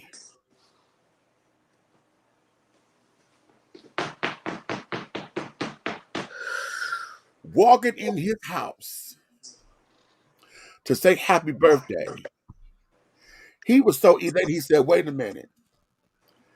He got up and just stood up. He stood up, He y'all. stood up when they told him this man.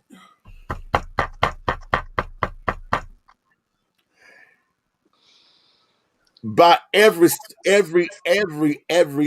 testament and every law of physics, every medical whatever, he should have been paraplegic forever. He shouldn't be alive. How about that? How about That's that? what we're saying. He said his spine was broke from the 3rd to the 7th vertebrae. Jesus, Jesus, Jesus. Thank you, Lord. Hallelujah. I'm trying to tell you. Y'all don't even understand That the man blessing that he stood was able to up. see in somebody else when he stood up.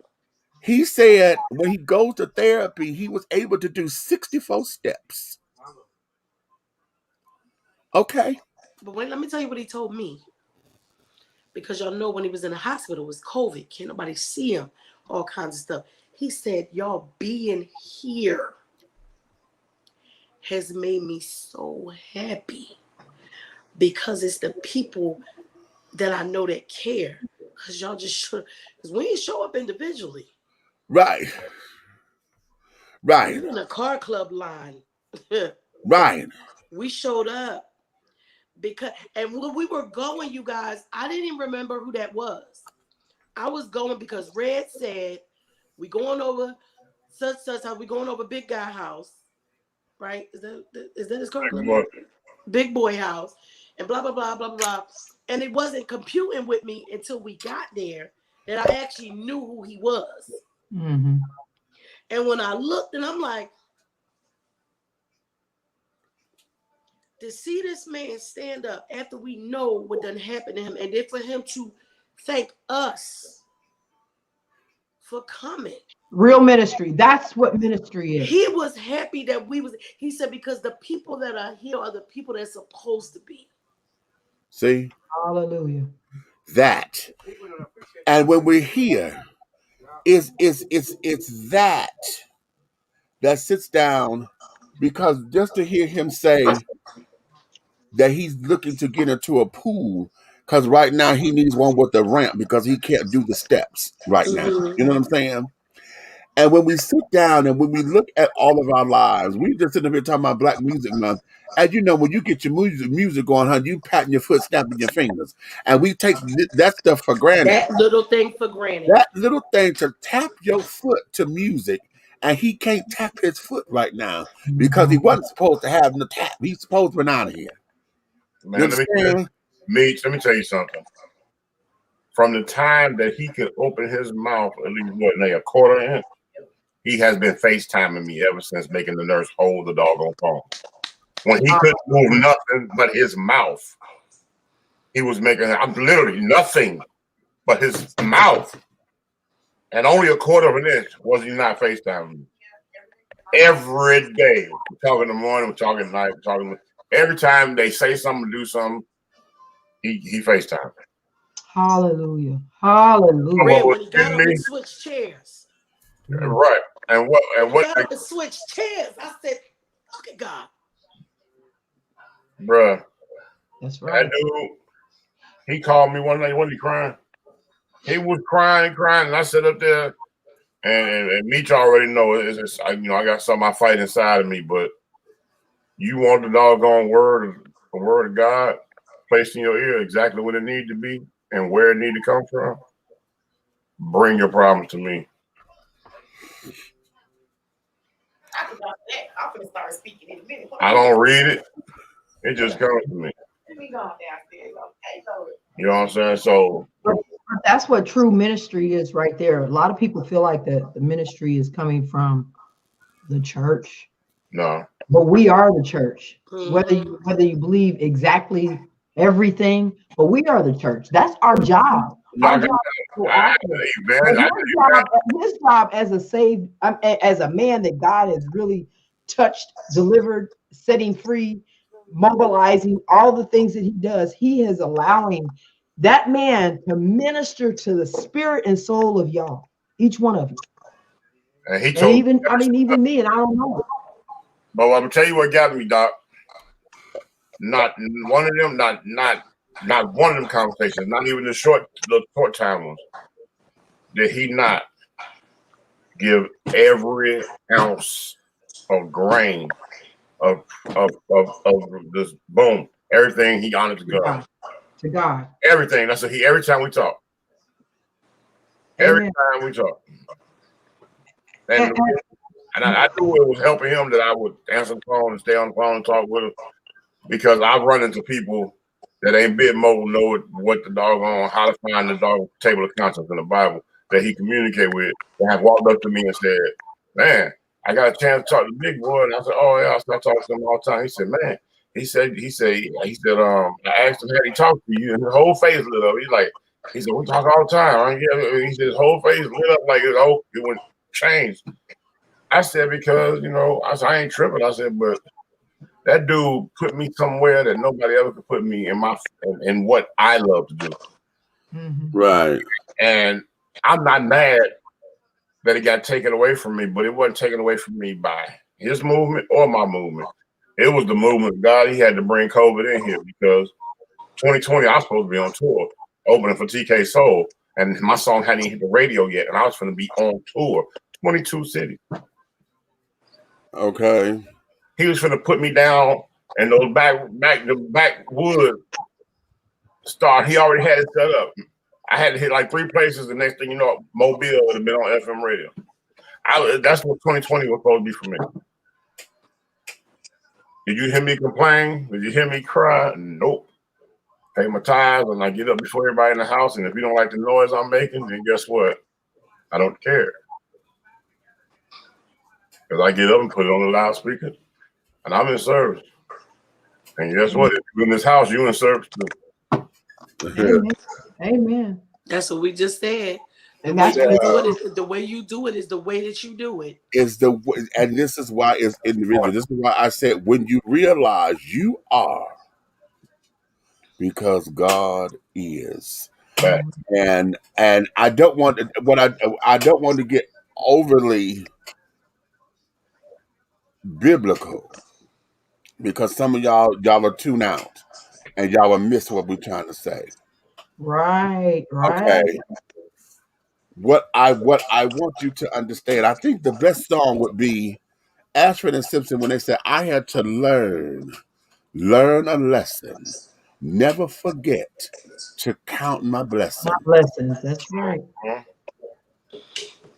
Okay. Now many of y'all thought that was an R&B song, but that was really a gospel song, as a praise song. Okay. Count your many blessings, let's see what the Lord had done. Okay. So understanding that, I know what that feeling is of being down and out and almost out of here. Me too. Okay. Because I was dead on the table. Hallelujah. You hear me? Thank you, Jesus. Lord, I thank you. I was on that table. Woo! That was 8 years ago. When I think of the goodness of See, so I know that feeling. You understand? Because when I was in it, I didn't know what was going on. All I know is I was asleep. When I woke up, the first face that I saw was my road dog. And the look in his face told me everything. The look in his face told me, because he had that look like, oh my God, you made it. You know, he had that look. And then later, I went and talking to my mother. That's when my mother told me, no, baby, you didn't know how sick you were, because they had to call me to get permission, because they had to go into my neck, right into my artery. And they had to put a clamp in because they had to get right into my blood vein. Okay? Because all my veins and stuff had collapsed. They lost me on the table.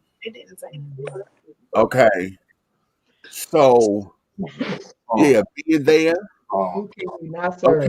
I was getting ready to say, Meech, you know, it's been so many times that I was right there. Right there. the time when they said my hemoglobin had went down to 3. And like Meech had to get that clamp in the back of his neck. I still have I have a power port because this stuff happens. They got to be able to get right in there to give me a blood transfusion. Hallelujah. So they have my doctor. You know, I just got my doctors back in Philly. So the first thing I called was to see was Dr. Amy Albert, still at Penn Medicine. She's not. I'm gonna find her though. For her to come in the room and say, "You looked like me yesterday." Wow. Meaning she's white. Right. Wow. Your hemoglobin was at 3. You looked like me yesterday. Glory to God. Glory to God. And I didn't know because I had fell out. Hallelujah. You know, people take so many little things, like you for said, granted. not being able to tap his foot. When you see stuff like that, especially when you in one of those mind frames with the woe is me shit. Woo, right there. And then you see something like what we saw today and the joy in somebody's face that wasn't, or let y'all tell it, wasn't supposed to be here. Right. When he said, I'm going to do blah, blah, blah, blah, blah, blah. And then y'all hear us over there singing. We were singing at Solid as Rock. And I was like, and you going to build it up and build it up till it's solid. And that's what we were singing about.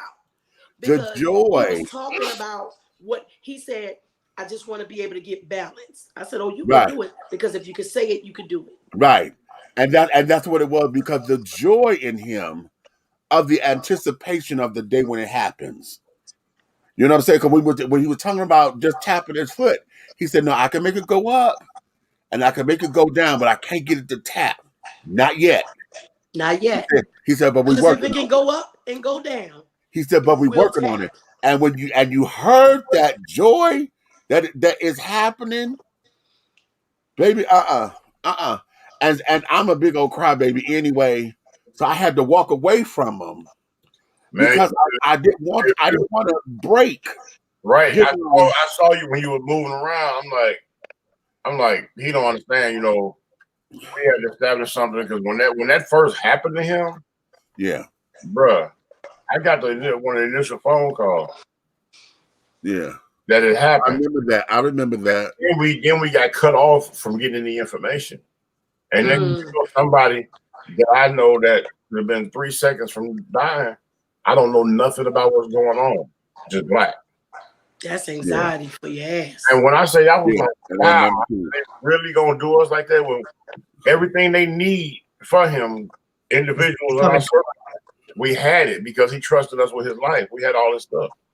I'm talking about important stuff, like you know what I'm saying, like your paper, and all that. You know, our little circle, everybody had stuff. Hell, I had information and stuff. Like nobody can get in the bank account. You know what I'm saying? But it's somebody who can. Right. So when they came around, they put a wall up to us. But then you put the wall up. Next thing you know, but next thing you know, you needed us. Right. Y'all a straight family, and when it came down to it, y'all couldn't do nothing. And we was at that point where they was trying to figure out what they was gonna do as far as plugs. And I just I kind of walked away from the frustration. And one day, my phone started ringing, and it came in as a video call, the duo, right? Yeah. His name came up, and I'm going, damn. I'm thinking it's his sister, somebody.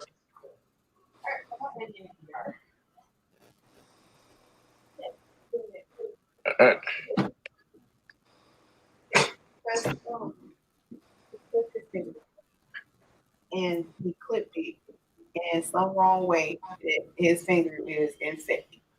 His nerve. I know that finger. But they took her to the urgent care, and they said they knew nothing they could do. He was a professional. He ain't perfect. That's how bad it is.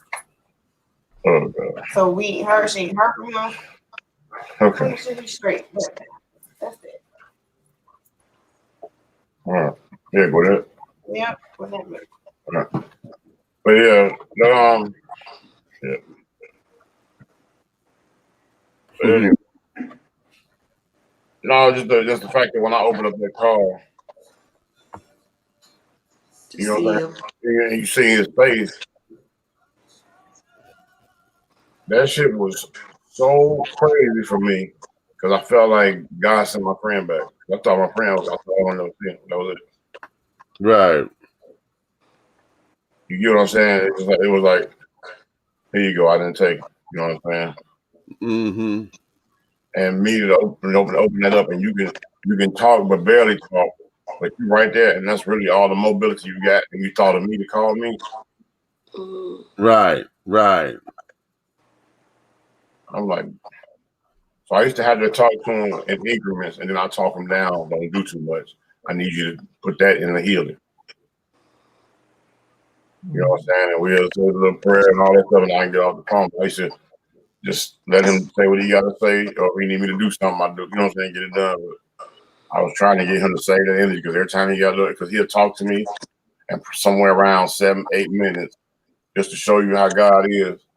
7-8 minutes in the conversation, he's exhausted. Right. Yeah, he's like, okay, I'm trying to. I'm like, man, look, don't call me with the energy. Call me with necessity. I said, use all that strength to get better. I said, I don't need you. I need to see you, doggone. I said, we got stuff to do, bro. I said, we still got a tour we got to redo. He started, he laughing. But you see today, he had full conversations. He up, he eating. You know what I'm saying? Yeah. No, not that he cooked. Yeah, he cooked. Yeah, he cooked. All the meat. We had a good time. Okay. About 4 years ago, I was driving back to down to Virginia after visiting a friend in Maryland. I witnessed a car accident on the highway. It could have taken me out of here. I hadn't listened to my intuition and slowed down. The lady was on her phone, not paying attention, and her car flipped as she had slammed into the median to my left, about 20 feet ahead of me. So thank God for intuition, and thankfully the state trooper told me that she had survived. Wow. You know, it's times like this, and I'm using D, you know, as our host of this conversation today, because to witness that, it's one thing to witness that. Okay. And for those of us who have some kind of spiritual background or whatever. Go ahead. Something going on. Her dad was in Gwinnett Medical. Okay, go ahead. Okay. We're sending the praise reports up. All right, go ahead. Love y'all. Nay. Keep me posted. Lord Jesus. But you know what?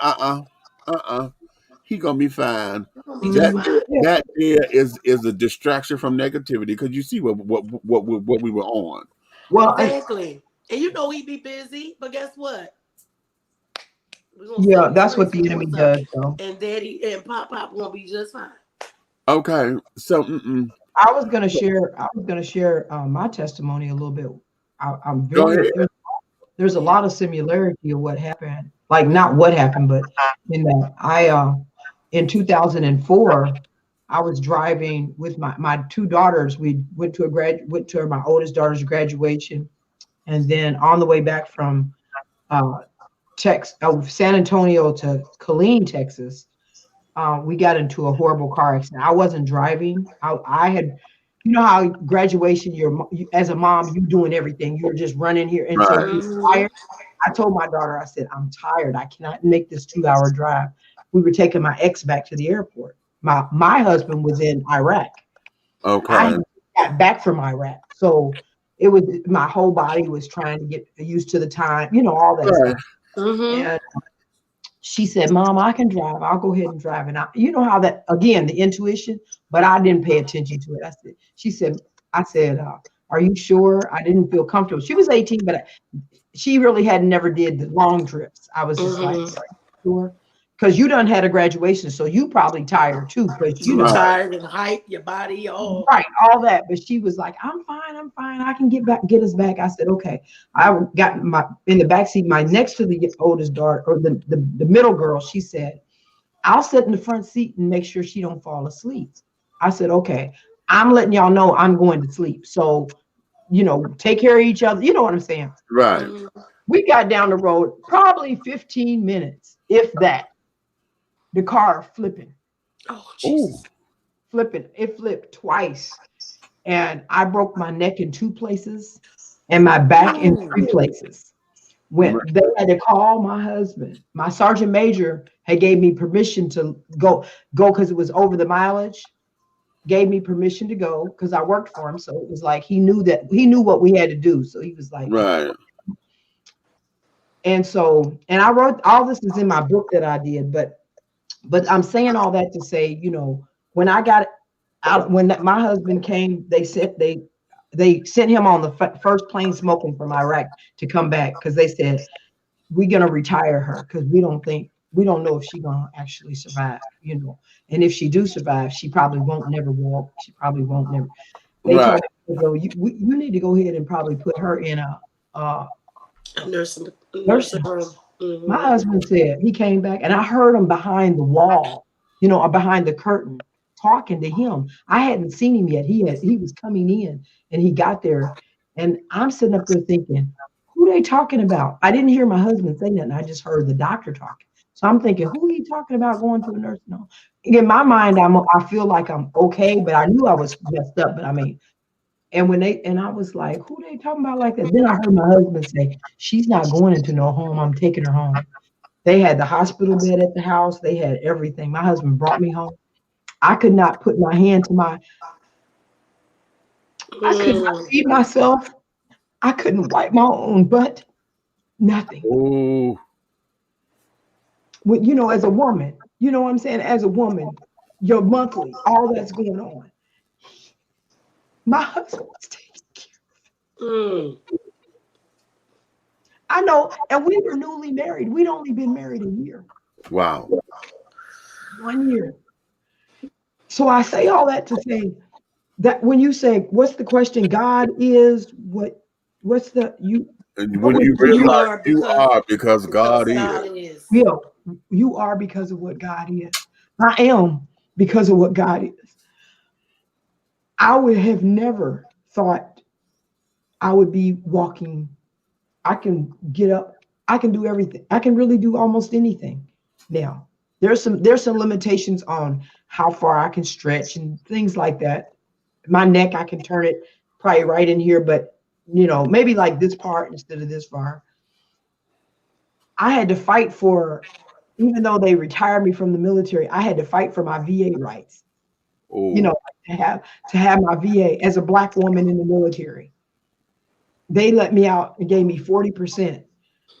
There was an E7 that had a motorcycle accident probably about 2 months after I had my accident. They let him out with 100% white guy, 100%. And he only had a hairline fracture in his lower back. Yeah, like when I get so upset when I hear stories like yours, because like I know with my ex-husband, he had no problems with getting his 100%.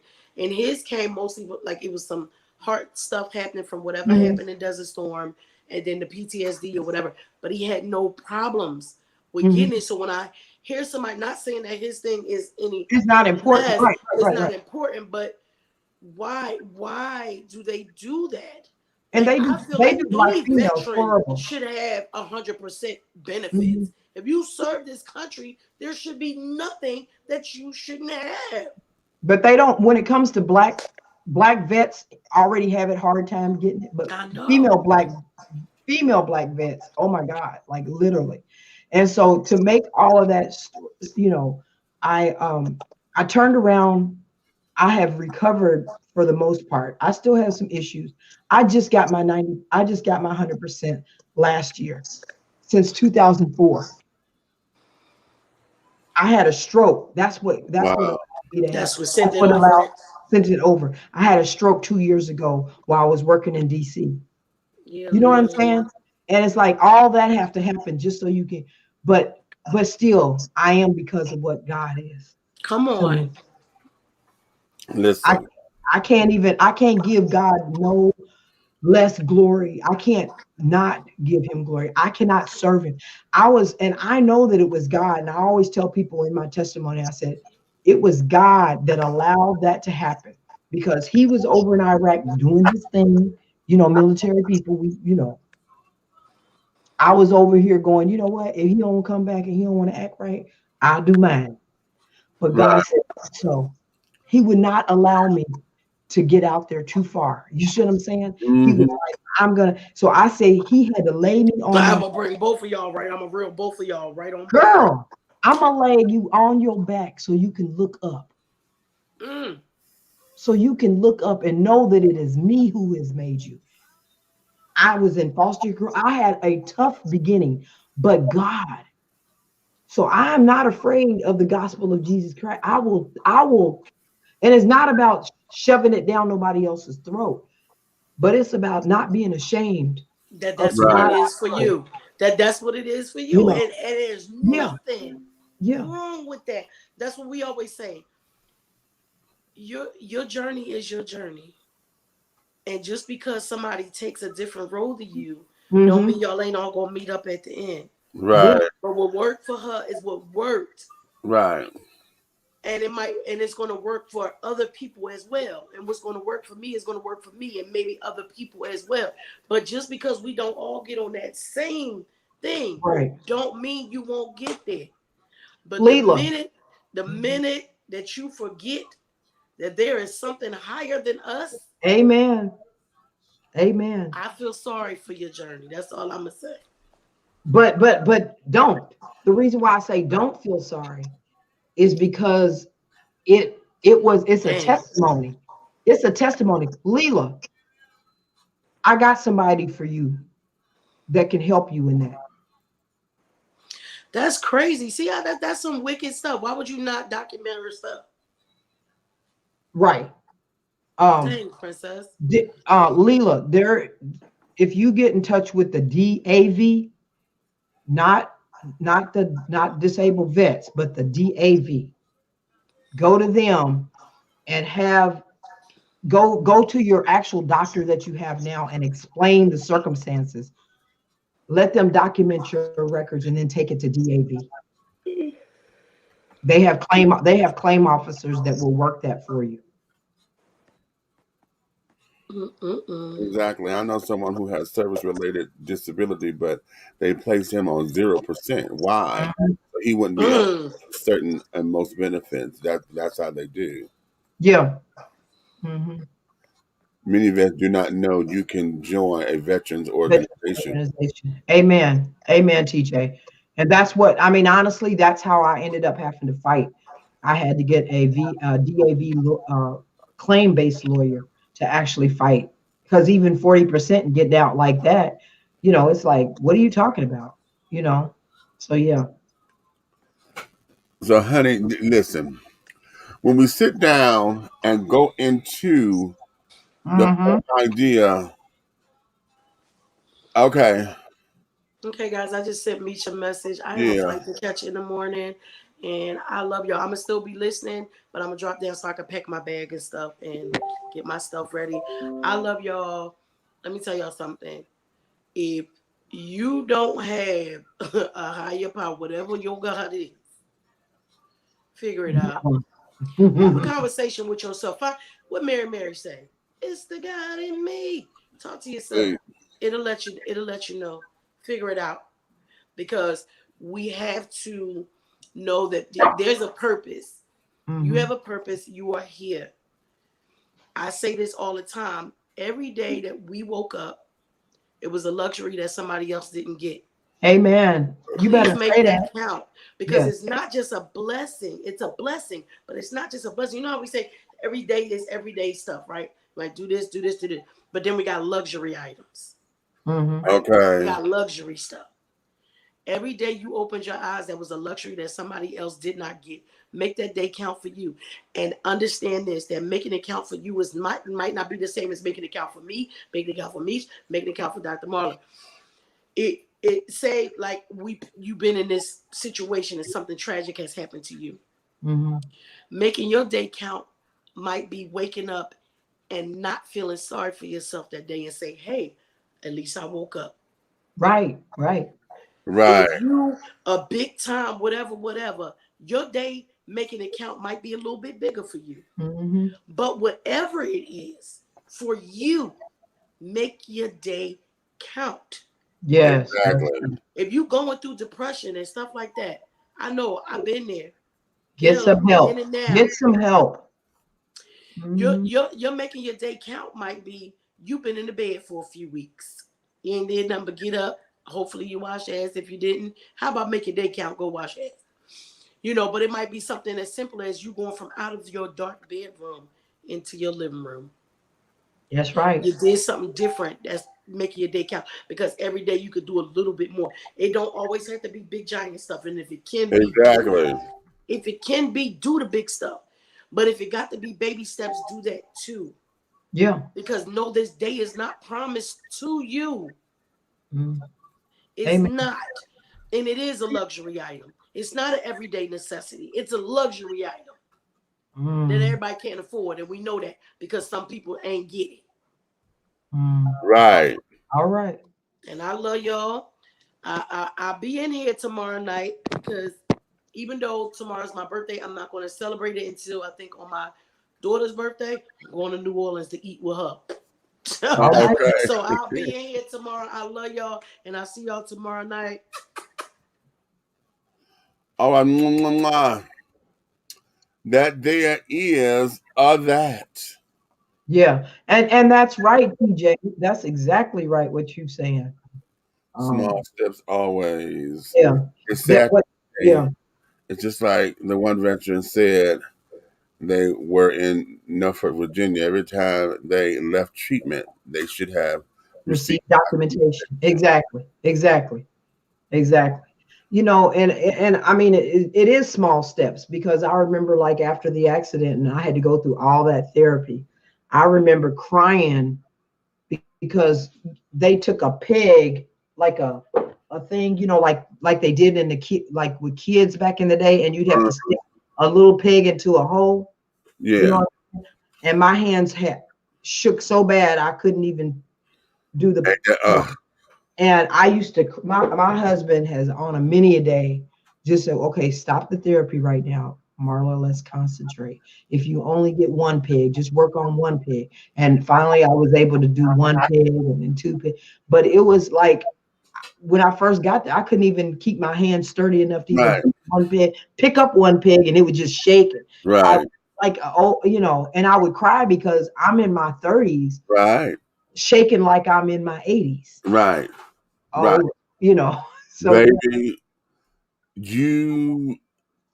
I tell folks all the time that, especially those who have some semblance of religiosity or something, or believe in the story of Jesus and carry on, and they always profess, I want to be like Christ. And I'm like, okay, well, when we have all gone to hell, okay, not being able to control your body and carrying on is hell. Waiting for somebody to come to wipe you or whatever is hell. Right. Being blamed because I was in the hospital and they had to change my bed 3 times back to back to back. Because I was loose and I couldn't get to the bathroom. And the nurse come up in there. I was over here at Piedmont Hospital chair, and this woman come up in there, and it was the way she said, "Why you keep doing that?" And she snapped. Wow. And when I tell you, I cussed her so bad. I cussed her. Okay. And I said, "Bitch, do you really think that I'm sitting up here making your day miserable? Do you really think I'm doing this on purpose just so that you can come up in here?" I said, "I'm gay anyway. I don't want your black ass touching me. Number one, bitch, you ain't no man." I said, "Number two, do you really think that I want you in here? Do you really think that?" I said, as a matter of fact, don't touch it. Go get somebody else.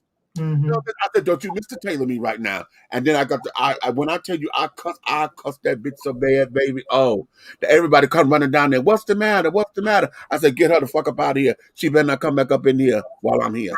Right. Let me come back up in here while I'm here. Right. And it's like, Yeah, because there was even like, I had people other soldiers that would come and visit and have said to me, Daughter Jessica Spooner, and have said to me, why? Well, what happened? How come you let your daughter drive? You know what I'm saying? And I'm like, like like even though I let her drive, she didn't just want to have an accident and like almost kill us. Okay. I mean, that's why they call them accidents. Hello. Okay. So yeah, people can be very non-caring. Just insensitive, because a lot of times I know what they would. Oftentimes what they were trying to say. Yeah. And again, that goes to me trying to be understanding, but that ain't what you said. And then especially when they come up in there sounding all judgmental on the care, and I'm like, well, you wouldn't be in here. Why would you do something like that? Like you put blame and carrying and all that on me. Shut up and get up out of here. Right. Shut up and get up out of here. Hindsight was 20. Of course, yeah, it is. Of course, it is. Of course, if I had known she would fall asleep, you know what I'm saying, I would have not let her drive. But then again, it could have happened with me driving. That's how I look at it. So yeah, hindsight is. But I always, again, it still goes back to that was my journey. That's what God had me to get me where I am today. Because had that not happened, I wouldn't have got my doctorate. I wouldn't have probably even been going to school, because I'd have still been in the military doing what they wanted me to do. Right, exactly. Well, you never know. It's only God orders. If we are honest with ourselves, God orders our steps. It's our job to walk in the steps that He's ordered. And although the steps don't always be good steps or steps that you may not fall down from, He's still ordering them. So we have to be obedient to. The accident was maybe could have been avoided had I been doing something different, maybe. I don't know. But that's not my journey is my journey. So, I'm thankful for the journey now.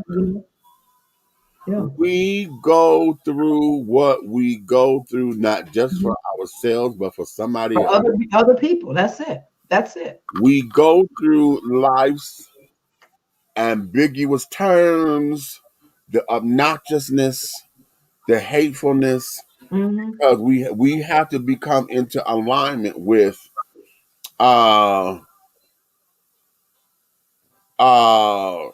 we have to just come in alignment with everything and understand that you wouldn't be the person that you are today had you not gone through what you went through. Right. Exactly. You were still in Underoos June 5th? June 5th. I was in Cairo, Egypt. Okay, after cruising through the Suez Canal. Okay, well, Underoos, so you talking about back in the 70s, child, because Okay. Oh, so I get it. He's saying you were so young, still in Underoos. Okay.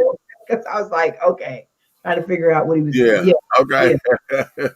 Yeah. Well, I guess I was too. Maybe in what did they have them? I don't think they call the girls Underoos, but hey. No, they had the Underoos, the superhero underwear. Oh, I don't even know. You don't remember Underoos? I mean, I remember them, but not for my age. I don't remember them as a baby child myself.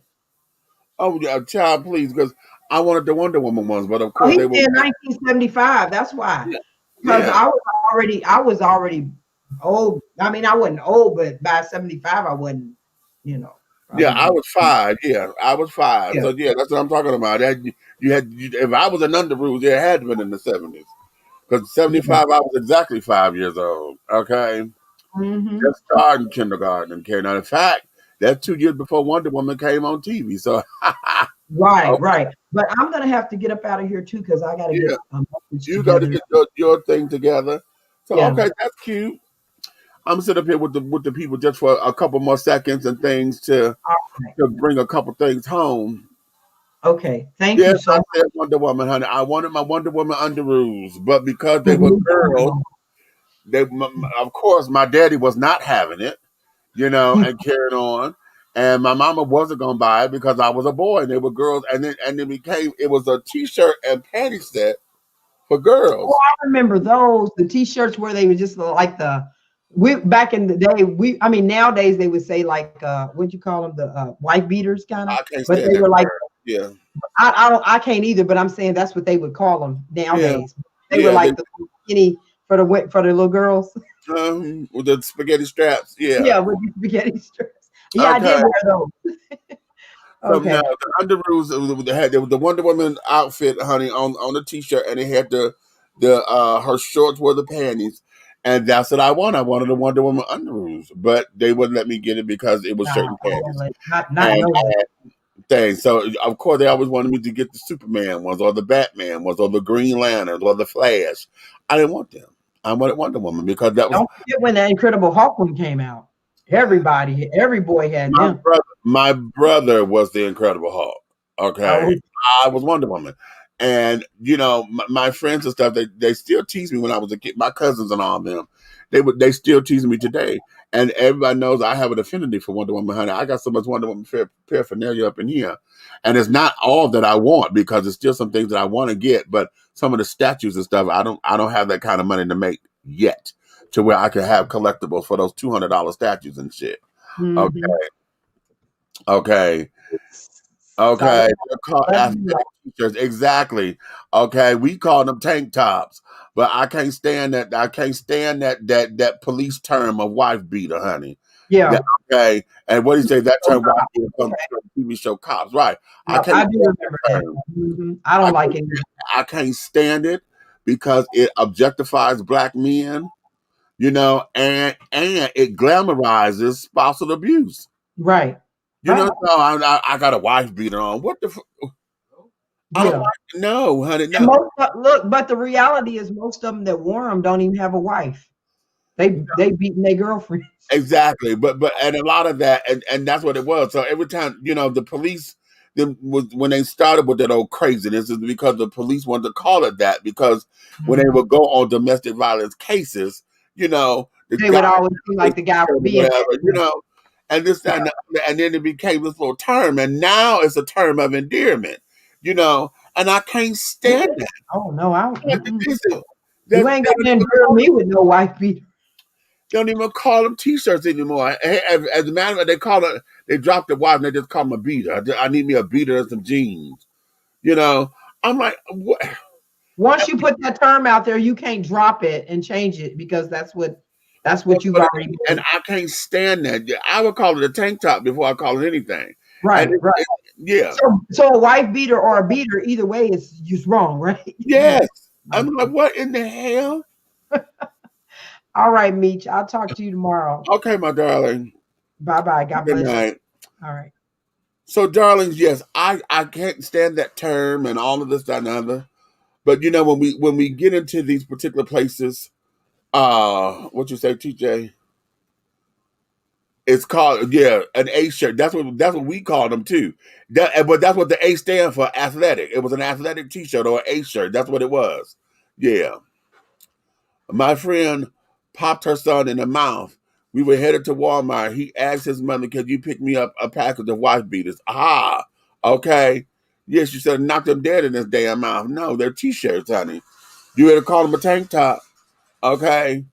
If you don't know, no. What is burning? That's the eye. Oh, something on that eye. You know what? I can't stand electric stoves because no matter how much you clean them, if something get on that eye, child, I done sit down. I done clean. I done scrub that doggone the coils to make sure that we got everything off or whatever. And honey, it's ridiculous. He was 17 years old. Oh, of course, child. So, because they think it's hip and it's cool and this, that, and the other. No. That's why no. Mom, you just said something. That's why Jessica James can't be in the same house. James was this white girl, but he said he always got something to say about white people because she said, I didn't really beat on no woman. Right. And that's when he jumped on her. And he went to jail for 2 or 3 days. Then he got out and she stayed there for another month and then he left. Because he's talking about he like to beat wives. He like to beat women. Okay. She don't agree with that. Wait a minute, what we got? And he just like his dad. Oh. Okay, so that there is that, honey. But here, this here was just one of those days, child, to where coming up in here, it gives you a reflection of being grateful. I think that's a good word. Being grateful for what you have. It may not be what you want, okay, but be grateful for what you have. So that and see, here's the thing, because I tell this all the time. If you pay attention, and if you learn how to appreciate what you have, it'll set you up for the stuff that you want. If you take care of and appreciate what you have, it'll set you up for the things that you want to come. Okay, it's just reciprocating that energy. It's like y'all keep hearing me talking about this 700 square foot apartment and how fucked up it is, because it is. Okay, I'm being lazy on top of it. But we're starting to get some things, but I have just been in a mindset lazy ass state to where it's like, no. And then I'm talking about wanting to become a homeowner. But honey, the home ain't gonna get there. If I can't take care of this, you tell me I want a 3-bedroom house with a basement, bitch, can you imagine? No. Okay. No. So we have to learn how to do all that and prepare yourself. You have to prepare yourself for what's to come. And you only do that by staying in the now. You have to be in the present. I think that part of my laziness and carrying on is because I'm not in the present. I'm so busy projecting as to what I want to come, to where I'm not in my present moment right now. You know what I'm saying? Does that make sense? I'm not realizing my presence and absorbing it and taking it in and allowing myself to be here. COVID has taught me, one of the things I've always said, that we spend so much time on the job to where that's where we spend most of our waking hours, on somebody's job. Your house or your place, that unless you work from home, most of the time your house is a weekend pad. You come home to go to sleep, but honey, you don't never get to do anything with your job, with your house, until the weekend. Okay. And even then you're trying to run around, okay, and things of that nature. You'll be watching me on Hoarders. No, you won't. I'm not that bad. Okay. You won't know. I'm not that bad. No. I just got a lot of shit out of place and a lot of shit in here that ain't mine. But no, I'm not that bad. Okay. It could get that way, but I'm not that bad. Okay. Because I can still move around. See, those folks on Hoarders can't do shit. They can't move around. They can't do anything, honey. No, honey, trust me. Okay, a girl can move around, honey. A girl can take care of some adult things, honey. Okay, when I need to and things. So no, I could get some things done. So I'm not that bad. Okay, but honey, we don't want to get to there either. Okay, so be that as it may. But yeah, so we're in the place. Okay, right. Okay. But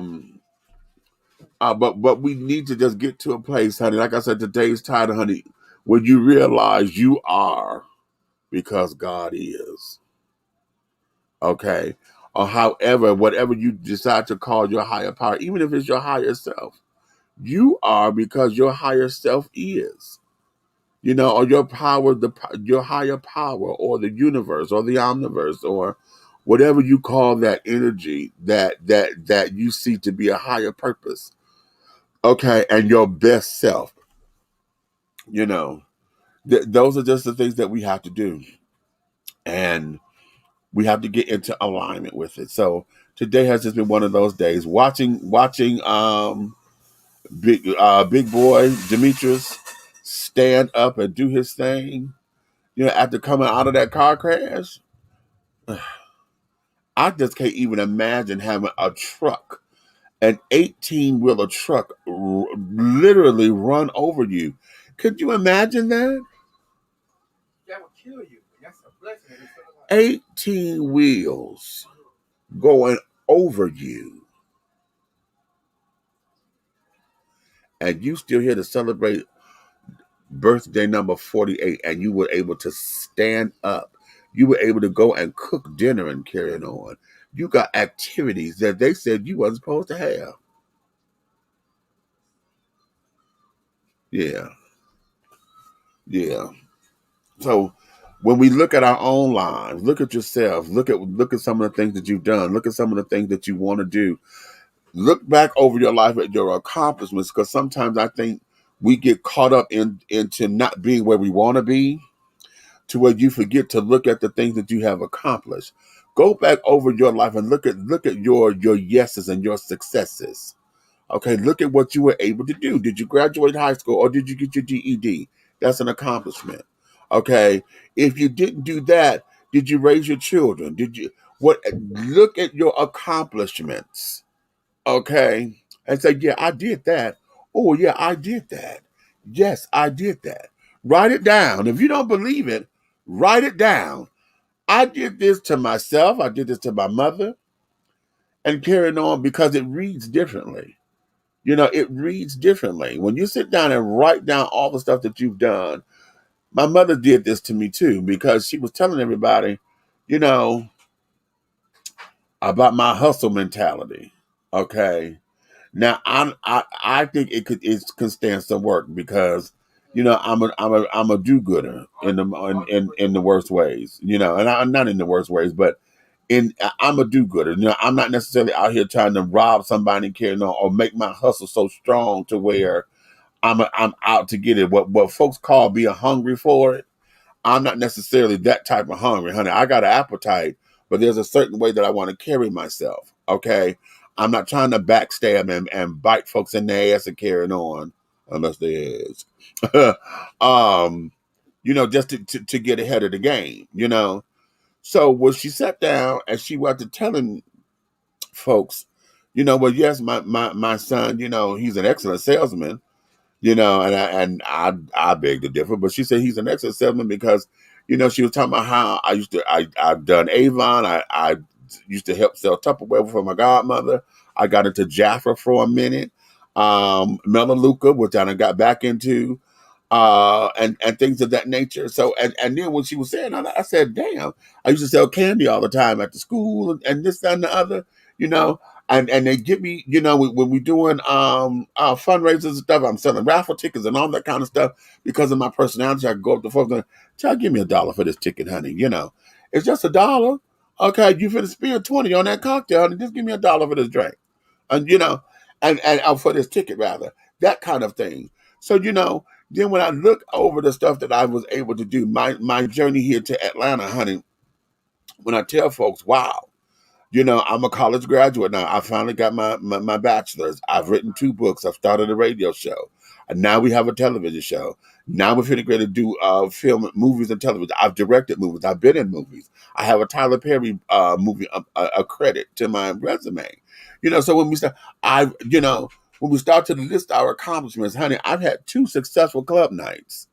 Okay, Wacky Wild and Wonderful Wednesdays, and then Silk in the Afternoons, where I had the co-host with me and carrying on. I've had 2 very successful club nights and things on my own, that we built from the ground up, child. So it's not that it can't happen. So when you listen and start to write it down, then you go over your life and be like, wow, damn, okay. And then you could take the steps to move, to continue to go forward, to continue to move forward, and to continue to grow. Because I think a lot of folks feel that once they get to a certain age or whatever, that you just supposed to, we hear, oh, you just stuck in your ways. You can still grow and learn and be better when you realize that you are because God is, or your higher power is. And as long as you have breath on this side of creation, there's always movement. There's always something to learn. Y'all heard me say this on several occasions, and many times. If you have not learned nothing within the same 24 hours that you were given, honey, then you've wasted the day. You've wasted time. You should have learned something. Okay?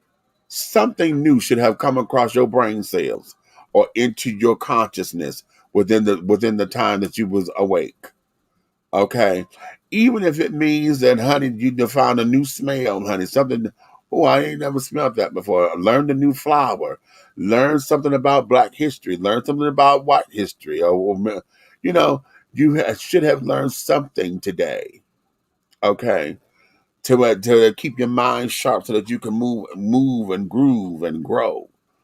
You know, when you realize that you are because God or your higher power is.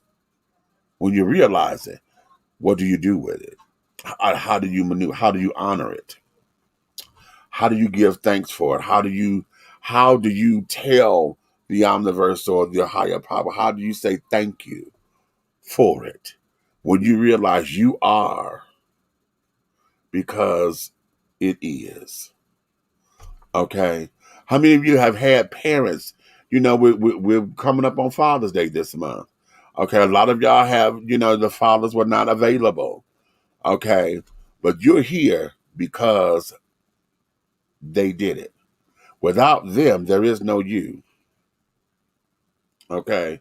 Without them doing their part, there is no you. So count that as a blessing because you wouldn't be here. Instead of harboring all the time the evilness and the anger, oh, my daddy was this, my daddy was that. And trust me, I've been there. So now how do you remove that? So when you realize that you are because God is. Yeah. So on that note, my darling, let me let you guys get back into your own world, honey. We're going to, we getting up out here before midnight. How about that? Huh? Okay. You may finish all of your crumpets, darling, because the tea has been dished. And, darling, you've been dishing tea. With Big Meech and Aunt Nikki and the big guy Ally. Big red fella who had to dip out because, we're going to keep him up in your prayers. Y'all know I send up praise reports. Now, I tell you, I don't pray no more. I send up praise reports. Okay. Let's see, don't put your head to the bed until you learn something new that day. 3rd grade teacher in Catholic school. How about that? Okay. So, let's send up. I send up praise reports. I tell you, I don't pray anymore. Traditionally like that. I send up praise reports because I believe that when praises go up is when blessings come down. Okay. So when you praise God, and my praise report is that everything is going to be wonderful over there with Red's father-in-law and carrying on, that they're going to come out with a clean bill of health. I'm not going to say that they're not going to have a little bumps and bruises or whatever, but everything is going to be all right. So that's my praise report that's going to come up so that manifests itself. So now take yourselves into that place, into that stillness, into that warmth, into the bosom of your higher spirit or your higher self or whatever. And get into alignment with who you are. Step into yourself. And if you're scared of it, honey, then that means you're scared of yourself. So what you're scared of? When you go look at that mirror, have you been telling yourself a lie all this time? Because what you're scared of. If all of this is for you, if you're doing this for you, what you scared of? On that note, honey, if you love me, tell a friend, honey. If you hate me, honey, tell all of your motherfucking enemies. Okay, but do know this. One way, shape, style, form, or fashion, everything that we're doing over here will move forward. Thank you to Dr. Marla for coming up in here. Okay, the Dr. Reverend Deacon Bishop. You're so stupid. Thank you, Dr. Evangelist Marla Facey, for coming up in and sharing your words of wisdom with us and your opinions and your ideas, honey. So, that there is that. So, my darlings, wait a minute. I got to make sure I got it queued up. Here we go. All right. So, we'll see you guys tomorrow. Remember, April Mason will be with us tomorrow. Femininity coach, femininity and dating coach, expert. April Mason will be here tomorrow, 9 p.m., honey. So make sure you tune in. That's going to be hot. Okay. My sister coming, baby. So,